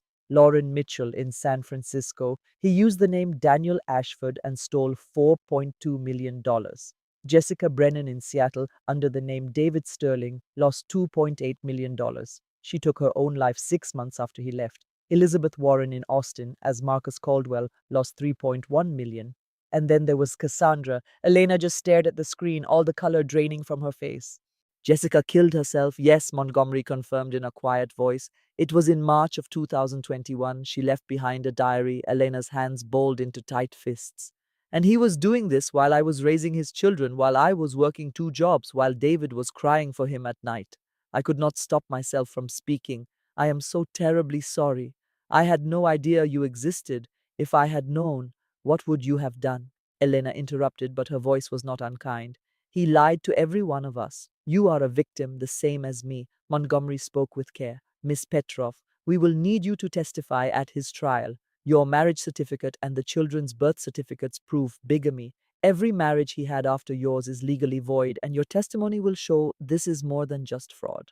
It is a pattern of destroying entire families. Elena looked directly at me and then nodded. I will do it. For Jessica, for you, and for my children, they need to understand their father is not a good man who forgot them. He is a criminal who left them on purpose. The federal charges were amended that same afternoon. They added 1 count of bigamy. Alexander's 2023 marriage to me, while he was still married to Elena, was now a federal offense. That evening, Montgomery left me alone, but the video connection was still active. Elena had not signed off. Morgan, Elena said gently, Cassandra, are you okay? My hand instinctively went to my stomach. I am pregnant. I am 6 weeks along. He did this on purpose to use it as leverage. Elena's face fell. Oh no, I'm so very sorry. It is not your fault. But it is still his child, just like David and Sophia. You will have to carry that with you forever. I nodded as the tears began to fall freely. I do not know if I can do this. You will, Elena said with strength. You will because you are stronger than he is, and that baby deserves a mother who will protect them, just like I protected David and Sophia. We were silent for a moment. 2 women on different continents, connected by the lies of the same man. He was never a father, Elena said at last. Not to David, Sophia, or your baby. He was just a ghost. and now he is going to prison where ghosts belong. I dried my tears. Thank you for agreeing to testify. We will watch him burn for this together, Elena said, her voice like steel. For Jessica, for all of us. The trial was scheduled for November 18th. The prosecution now had Jessica Brennan's diary. The email showed up on a Tuesday morning, 2 weeks after they arrested Alexander. The subject line was simple and chilling, it said, about Jessica Brennan. I was sitting at my desk in the Morgan Maritime building. I was trying to get lost in quarterly reports and shipping documents. I would do anything to stop my mind from replaying the wire recording, the vitamin bottle, and the expression on Alexander's face when the FBI put him in handcuffs. I clicked open the email. Miss Morgan, my name is Amy Brennan. I am Jessica's younger sister. I read the news about Alexander Petrov's arrest. I have to speak with you. My hands were trembling when I dialed the number at the end of the message. A woman answered on the second ring. Her voice was quiet and cautious, like someone who had learned not to trust people. Ms. Morgan, yes, this is Amy. I am so sorry about what happened to your sister. A long silence followed. Then she said, Thank you, but being sorry will not bring her back. I need to know if you are going to make him pay for what he did to her. I am, I promised. The trial begins on November 18th. I am going to testify. So are two other women he scammed and his wife from Prague, his wife.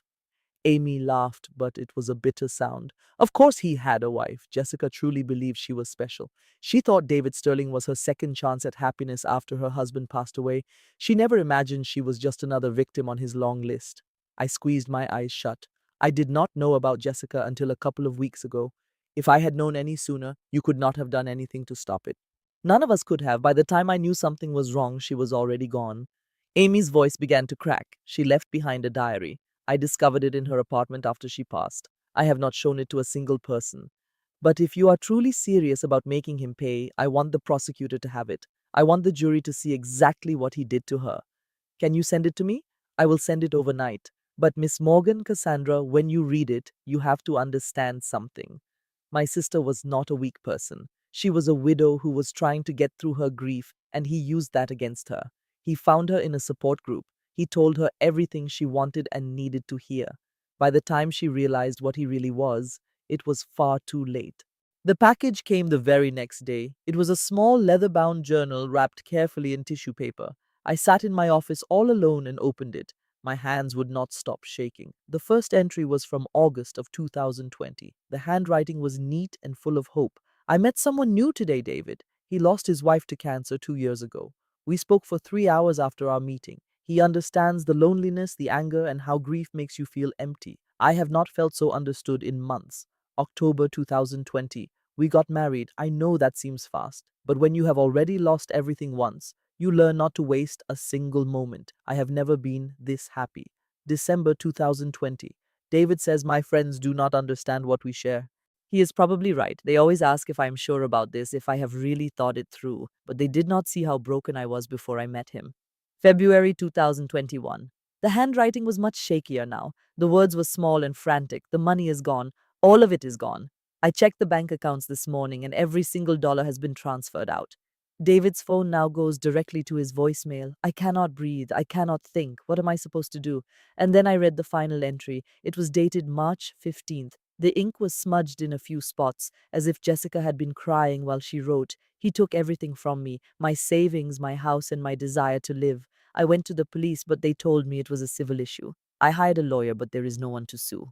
David Sterling does not exist. I am now $50,000 in debt. I am about to lose my car. I cannot stop picturing his face, the way he looked at me on that last morning and told me that he loved me. If anyone finds this and reads it, please stop him. Stop him before he does this to someone else. I cannot go on anymore. I'm sorry.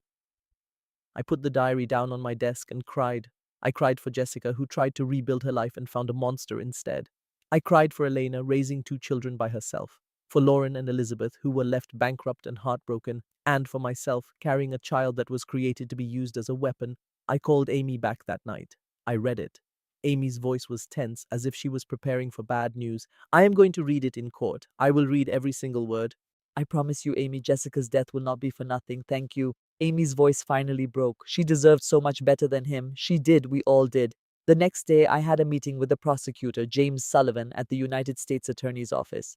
He was in his early 50s, with graying hair at his temples. He had the sharp, determined focus of someone who had spent years putting criminals like this behind bars.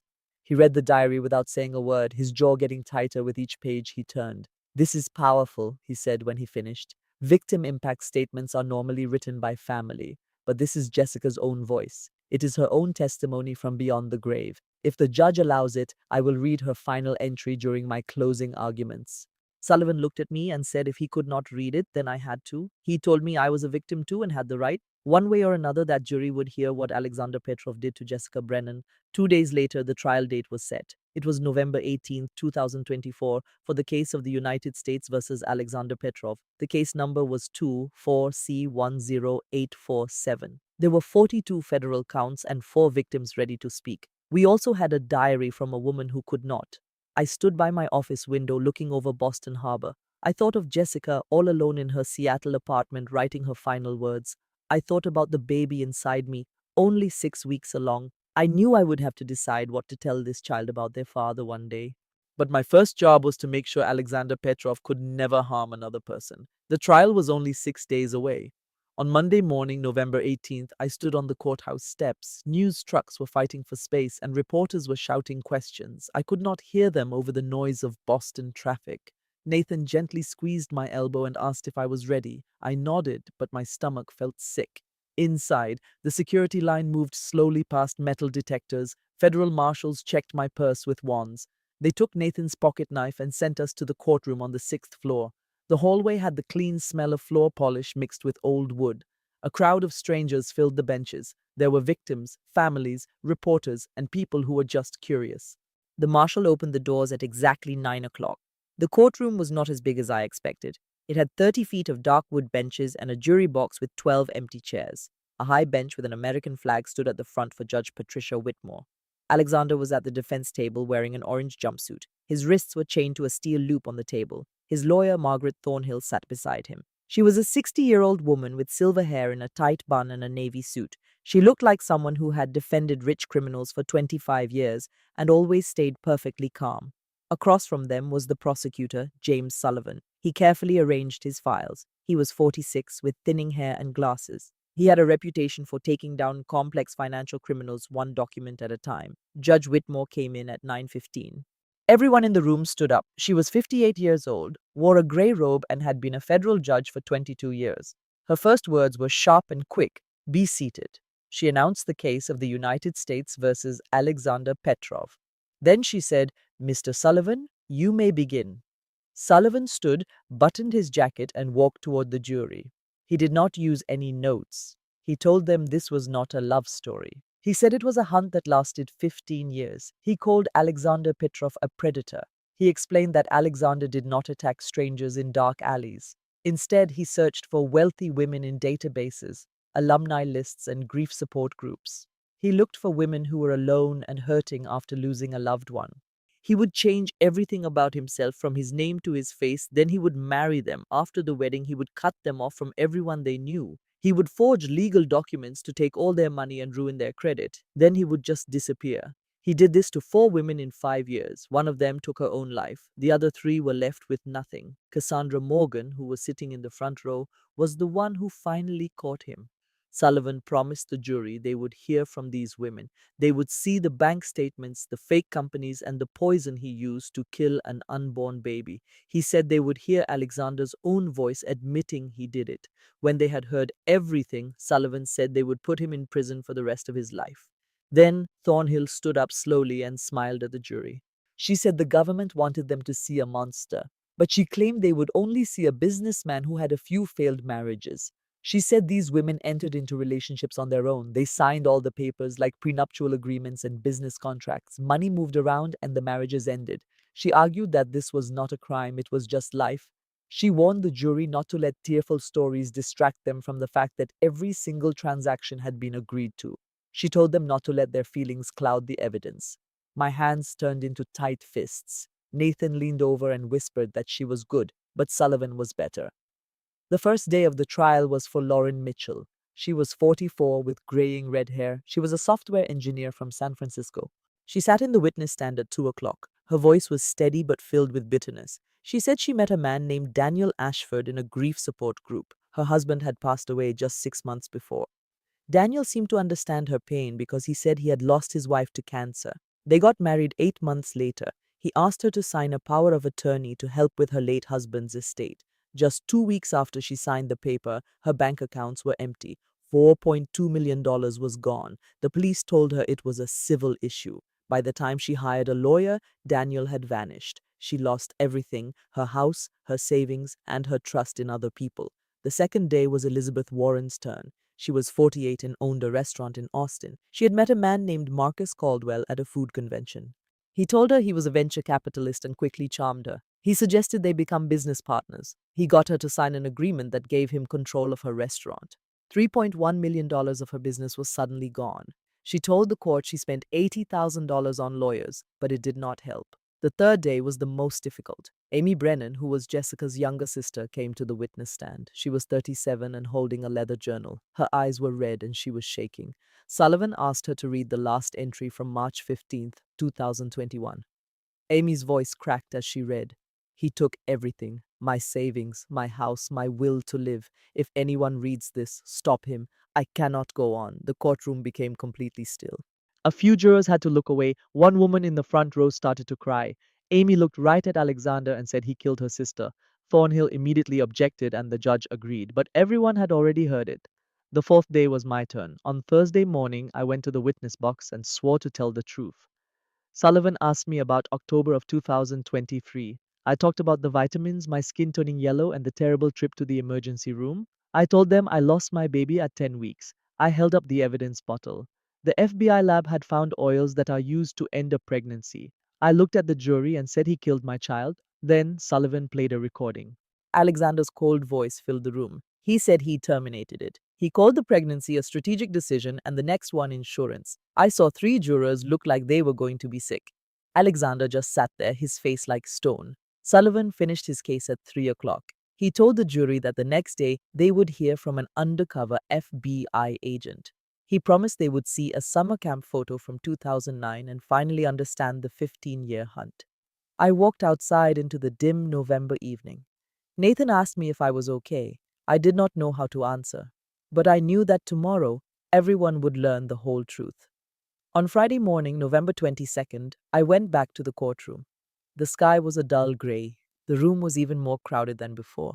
Reporters lined the back wall, artists were sketching on pads, and law students filled a whole row of benches. Nathan gave me a cup of coffee, but I could hardly taste it. At 9 o'clock, Judge Whitmore banged her gavel. "Mr. Sullivan, call your next witness." Sullivan stood and said the United States calls Dr. Margaret Ellis. A woman in her mid-40s walked to the stand. She had auburn hair and calm gray eyes. She swore the oath and sat down. Sullivan asked her about her job. She said she was a supervisory special agent with the Federal Bureau of Investigation. She told the court that for the last 18 months she had been working undercover as a woman named Diana Hartwell. A quiet sound went through the courtroom. My own heart started beating faster. Nathan leaned in and whispered that this was the woman who had helped me. Ellis explained that in March of 2023, she pretended to be a widow who had just inherited $12 million. She joined the same grief support group that Mr. Petrov used to find his victims. He approached her within 2 weeks. For the next year and a half, she documented everything he did. She recorded 43 of their conversations. She never signed any documents, but she saw how he was getting ready to take everything from her. Sullivan picked up a laptop from the evidence table. He asked Agent Ellis what she discovered on Mr. Petrov's hidden hard drive. She said she found a spreadsheet called Portfolio. It had 23 names. Each name had an estimated inheritance, family weaknesses, and the best time to act. The file went all the way back to 2009. Sullivan then showed the spreadsheet on a large screen for the whole courtroom to see. I could not breathe. The 17th row had my initials. It said $50 to $70 million. It listed my parents as elderly and my brother as estranged. It said to activate after I inherited between the ages of 28 and 32. Ellis kept talking in a calm voice. She said Mr. Petrov did not stalk me for 15 years. He collected me. In the summer of 2009, he had a part-time job at a sailing camp in Maine. He was 26 years old and was pretending to be an investment consultant. He met me, a 17-year-old girl, and my family. He gathered information about us. He learned my father owned a large company and my mother had a trust fund. He even knew my brother was adopted. He put my name on his list and then he just waited. He watched me from far away using online alerts and public records. When my parents died in 2022 and I got my inheritance, he made his move. Ellis said this was not stalking, it was strategic criminal planning. Thornhill objected, calling it speculation. Judge Whitmore leaned into her microphone and said, "Overruled. The witness is an expert. Continue, Agent Ellis." Ellis then looked at the jury. "We found similar plans for Lauren Mitchell, Jessica Brennan, and Elizabeth Warren." Every woman on his list was watched for years before he ever said hello. He would wait for their husbands or fathers to pass away. Then he would make his move. On Monday, November 25th, the prosecution called Elena Petro to testify. She appeared on a large screen, live from Prague. The woman in her late 30s looked exhausted, her dark hair framing a tired face. You could see two children in the background. An interpreter sat near the camera. Sullivan asked Elena about her marriage. She spoke in her native Czech, and the interpreter translated. "We were married in 2012. I was a teacher, and he told me he was a businessman. We had two children, David in 2014 and Sophia in 2016. In July of 2018, he left on a business trip to America and never returned. I tried to file for divorce, but he never answered the papers. According to Czech law, I'm still married to him." Sullivan submitted their marriage license and the children's birth certificates as evidence. Thornhill, the defense attorney, questioned the documents from her desk, but a notary in Prague had already certified them. The jury looked disturbed. On Tuesday, November 26th, Sullivan called three more witnesses. Each one described how Alexander had cut me off from the world. Sarah Collins, my college roommate and best friend for 10 years, testified first. "I tried calling her in the spring of 2024, but her phone always went to voicemail.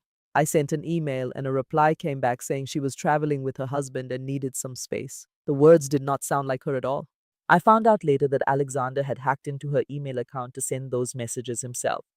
Dr. Rayon Torres, my family doctor, was the next to testify. "I called her office in August of 2024 about some lab results.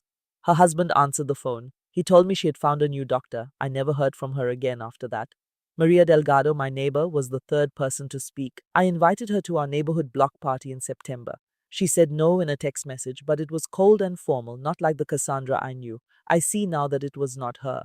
Phone records showed the truth. 17 blocked calls from Nathan, 12 from Sarah, and 8 from Dr. Torres. Alexander had cut every single one of my lifelines." At 2 o'clock, Vincent Hayes walked slowly to the witness stand. He wore a gray suit that was 2 sizes too big and his hands were shaking. He refused to look at Alexander. Sullivan asked him what his job was. Vincent's voice was quiet and rough. "I created 47 forged documents between 2019 and 2024.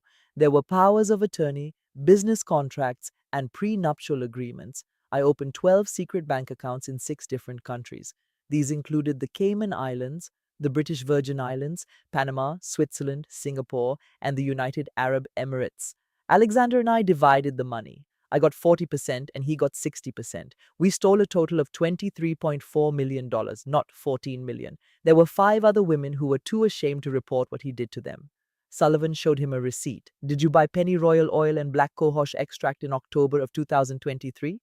Vincent just nodded. "Yes, Alexander told me to get them for him. He claimed they were for a health problem. I never asked what it was for." On Wednesday, November 27th, Sullivan played the body camera video from the day Alexander was arrested on October 28th. "The jury watched me confront my husband in our townhouse. They heard his chilling confession. I terminated it, an insurance policy, and then they saw the FBI agents put him in handcuffs. Some of the jurors looked away from the screen. One woman put her hand over her mouth. At 3 o'clock, Judge Whitmore ended the day. Closing arguments would be tomorrow morning at 9. The jury would start deliberating after that. I stood in the hallway feeling completely drained. Nathan asked if I was okay. I told him yes, but my thoughts were racing. Tomorrow, 12 strangers would decide if justice was real or if Alexander's charm would work its magic one last time. On Wednesday morning, November 27th, I sat in the front row of the courtroom. My hands were gripping my purse strap so tightly my knuckles were white. Nathan sat quietly next to me. The courtroom was full again. There were reporters, victim advocates, law students, and curious people who had been following the case online. At 9 o'clock sharp, Judge Whitmore came in. We all stood up. She hit her gavel one time. "Closing arguments, Mr. Sullivan." Sullivan walked toward the jury. He did not have any notes. He made eye contact with every single juror. For 15 years, that is how long Alexander Petrov plotted to ruin Cassandra Morgan. In 2009, he met a 17-year-old girl at a summer camp and put her name on a list. He then watched and he waited, tracking her life from far away. When her parents died and she inherited $50 million, he made his move. He married her. He cut her off from every friend, every relative, and every person who could help her. He faked her signature on documents. He emptied her bank accounts, and when she became pregnant, he poisoned her with pennyroyal oil and black cohosh. He did this to end the pregnancy because having a child would have ruined his plan to escape. Then, a year later, he made sure she got pregnant a second time to use as an insurance policy. You heard his own voice on that recording. I terminated it. The next one is insurance. He murdered his own unborn baby just to stay in control. He walked out on a wife and two small children in Prague. He pushed Jessica Brennan to take her own life. 4 women and one of them is dead. This is not just a disagreement over money. This is a crime spree. He reached over to the evidence table and picked up Jessica's diary. He opened it to the last page and began to read her final words. He took everything, my money, my home, my reason for living. If anyone ever reads this, please stop him before he hurts someone else. I cannot do this anymore. I am so sorry. His voice broke as he read. Two of the jurors were crying. Sullivan closed the diary and placed it gently back on the table. Jessica wrote those words 6 hours before she died. She pleaded for someone to stop him. You have the power to find him guilty. You can send him to prison. You can make sure he never gets the chance to destroy another life. He walked back to his seat. The entire courtroom was completely silent. Thornhill stood up, smoothed her skirt, and approached the jury. Her voice was steady and calm, almost like she was having a simple conversation. The prosecution wants you to believe he is a criminal genius. But what we really have here is a history of failed marriages and business deals that went wrong. These women signed legal papers. They signed powers of attorney, prenuptial agreements, and business contracts. They chose to be in these relationships. Money was exchanged, marriages fell apart. This sort of thing happens every single day in America. It is not a crime. The government is trying to blow a civil matter into a criminal case because the FBI wants a big victory.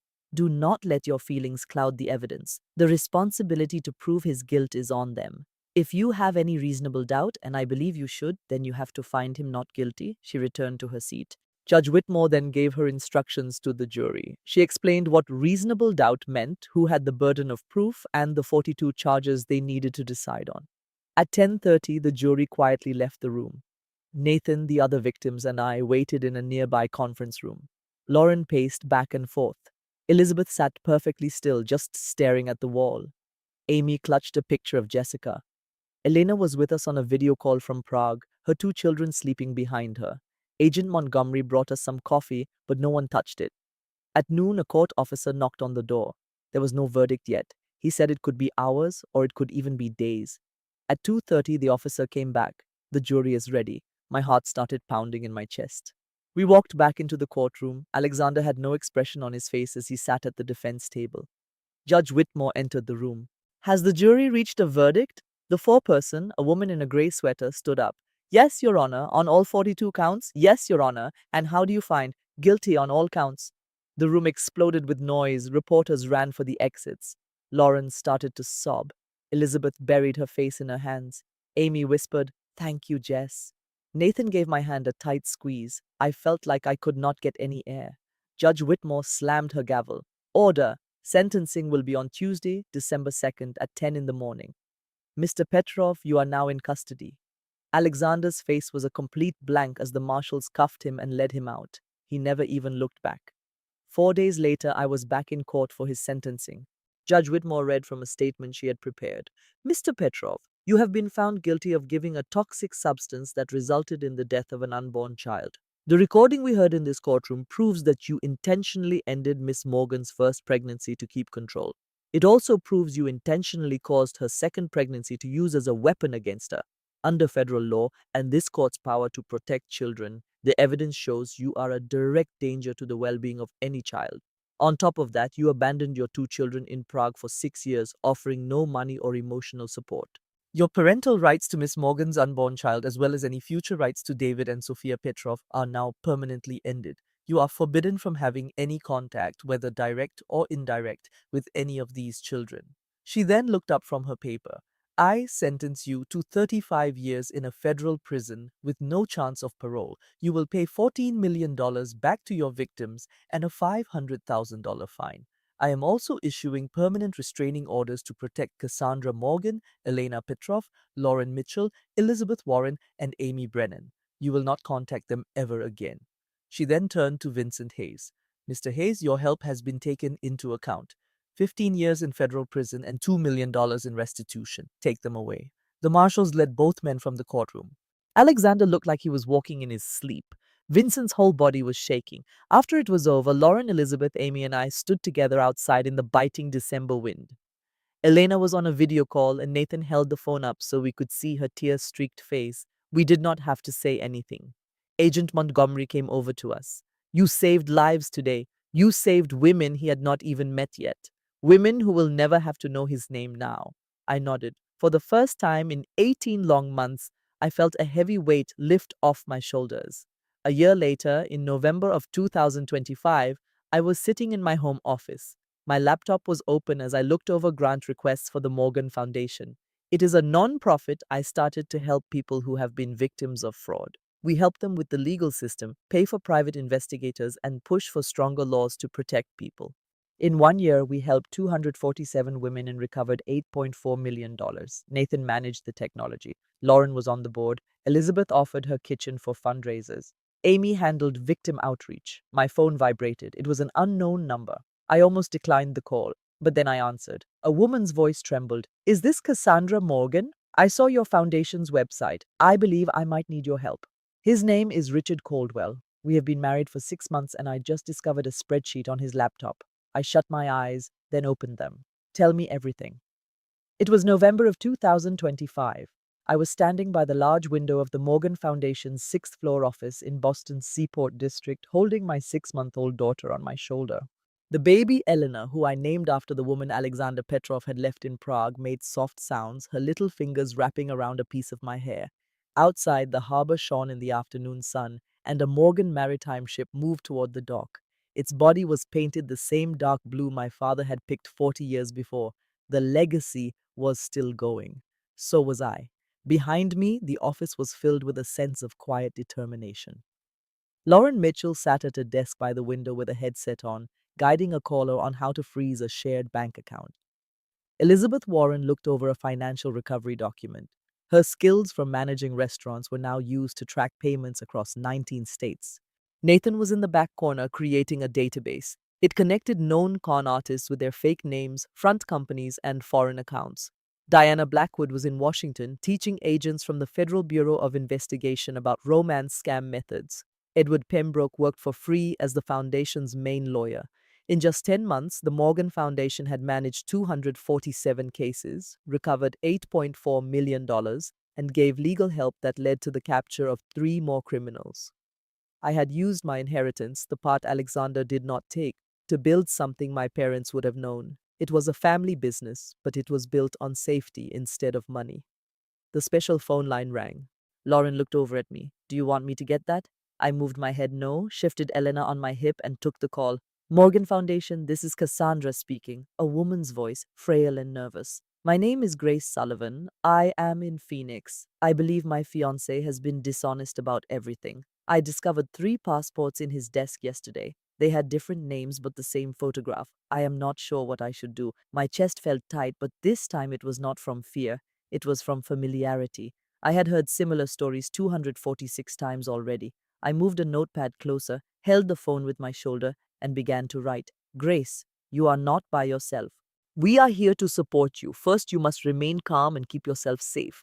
Have you said anything to him yet? No. I placed the passports back right where I found them. He is not aware that I saw them. Good. That was the perfect thing to do. Do not reveal what you know. Not for now. Can you go to a secure location, the home of a friend or a relative? My sister is 20 minutes from here. Go to her house this evening. Get a bag ready. Act as if it is a simple overnight stay. Bring your phone, your identification, your credit cards, and any money you have. When you are safe, we will put you in touch with the lawyer and call the Federal Bureau of Investigation. Can you take pictures of the passports without him seeing? Grace's breathing paused. I believe I can. He works until 6 o'clock. Do it right away. Take a picture of the front and back of every passport. Send them to the email address I will give you. Afterward, remove the email from your sent messages and your trash folder. Are you able to do that? Yes, I provided the secure email address, said it again, and explained the next actions to Grace. Keep a record of everything. Do not erase any text messages or emails from him. Do not use any shared bank accounts until the lawyer confirms it is all right. You have already done the most difficult thing, Grace. You have accepted the truth. We will take care of the rest. After the call, I put the phone down and let out a breath. Elena wriggled, and I gave her a kiss on her head. Nathan showed up at the door holding 2 cups of coffee. He silently mouthed, "Another case?" I nodded. He put a mug on my desk and stood by the doorframe. "Are you all right?" "Yes, I am." And I truly was. That night, I went back to my townhouse on Beacon Hill. I decided to keep it, not letting the memory of Alexander force me out of the home my parents had cherished. I had the living room repainted, bought new furniture, and put up new paintings. It belonged to me now. I took Elena upstairs, dressed her in her pajamas, and rocked her in the nursery chair, singing a soft song my mother used to sing to me. Elena's eyes started to close. I said softly, "Your name is Elena. It means a bright, shining light. You are named for a woman who endured something awful and emerged even stronger. You will learn as you grow that women look out for one another. We do not allow the wicked to triumph. Family is not only about who you are related to, it is about the people who are there for you when your world is collapsing." I placed Elena in her crib, put a blanket over her, and went back downstairs. On the shelf above the fireplace were 2 pictures. The first was an old one of my parents, young and smiling, on a sailboat in Bar Harbor. The second was recent, from 3 weeks ago, when Elena Petrov visited from Prague with David and Sophia. The picture showed me, Nathan, Lauren, Elizabeth, Amy, Diana, Edward, Elena, and the 2 kids all together on the townhouse steps, with our arms around each other, smiling widely. We were a chosen family, the kind that does not fall apart. Nathan approached me from behind and gave me a glass of water. "Are you okay?" I gave a tired but genuine smile. "Yes. For the first time in a long time, I truly am. Mom and Dad would be proud of this. We created something positive from all the hurt." Outside, the Boston Harbor lights began to shine as evening arrived. A Morgan maritime ship was anchored, its cargo being unloaded in the bright light. The work never stopped. My laptop made a sound. It was an email from Grace Sullivan. "I did as you instructed. Photos are sent. I am at my sister's. An agent from the Federal Bureau of Investigation contacted me an hour ago. He said they have been investigating this man for months. You saved my life. Thank you." I shut the laptop, went back upstairs, and paused at the entrance to Eleanor's room. The baby was asleep with one little hand near her face. Downstairs, Nathan played some soft acoustic music. The house had a warm feeling. The job was never complete, but that night another woman was safe. Looking back, I now see that God sent me 3 warnings that I almost did not notice. The first was Nathan's message on that October night: God brings people into our lives just when we need them. The second was the vitamin container I saved in a memory box. God was telling me, do not get rid of the proof. The third was when I learned I was pregnant again. God was saying, this baby is your reason to keep fighting. I did not recognize his guidance at the time, but I do now. Please do not be like I was. Do not overlook the warning signs just because you feel lonely or because someone says all the perfect things. Never sign papers that you have not read thoroughly. Do not allow anyone to keep you away from the people who care about you. Betrayal from family hurts the most when it is from a person you decided to trust. But family revenge is not about anger, it is about taking back your life and keeping others safe. Alexander wanted my family's betrayal to be my downfall, but I transformed it into family revenge with justice instead of violence. That is the key difference. This is what I have learned. True love will not ask you to separate from everyone who loves you. True love does not fake your name on documents or put poison in your system. And a real family, whether by birth or by choice, is there for you when everything is going wrong. The betrayal by my family showed me who I could not trust. The revenge for my family showed me the person I aimed to be. If you were touched by this story, please write a comment below. Let me know, have you ever overlooked a warning sign that you now wish you had noticed? Send this video to someone who should hear this message. And if you are new here, please click the subscribe button and activate the notifications so you will not miss a story that might save a life. I appreciate you listening to the very end. I have a brief message before you leave. The tales on this channel have been dramatized for educational reasons. If this type of video is not for you, please look at our other content that you might enjoy more. Please be well and stay safe.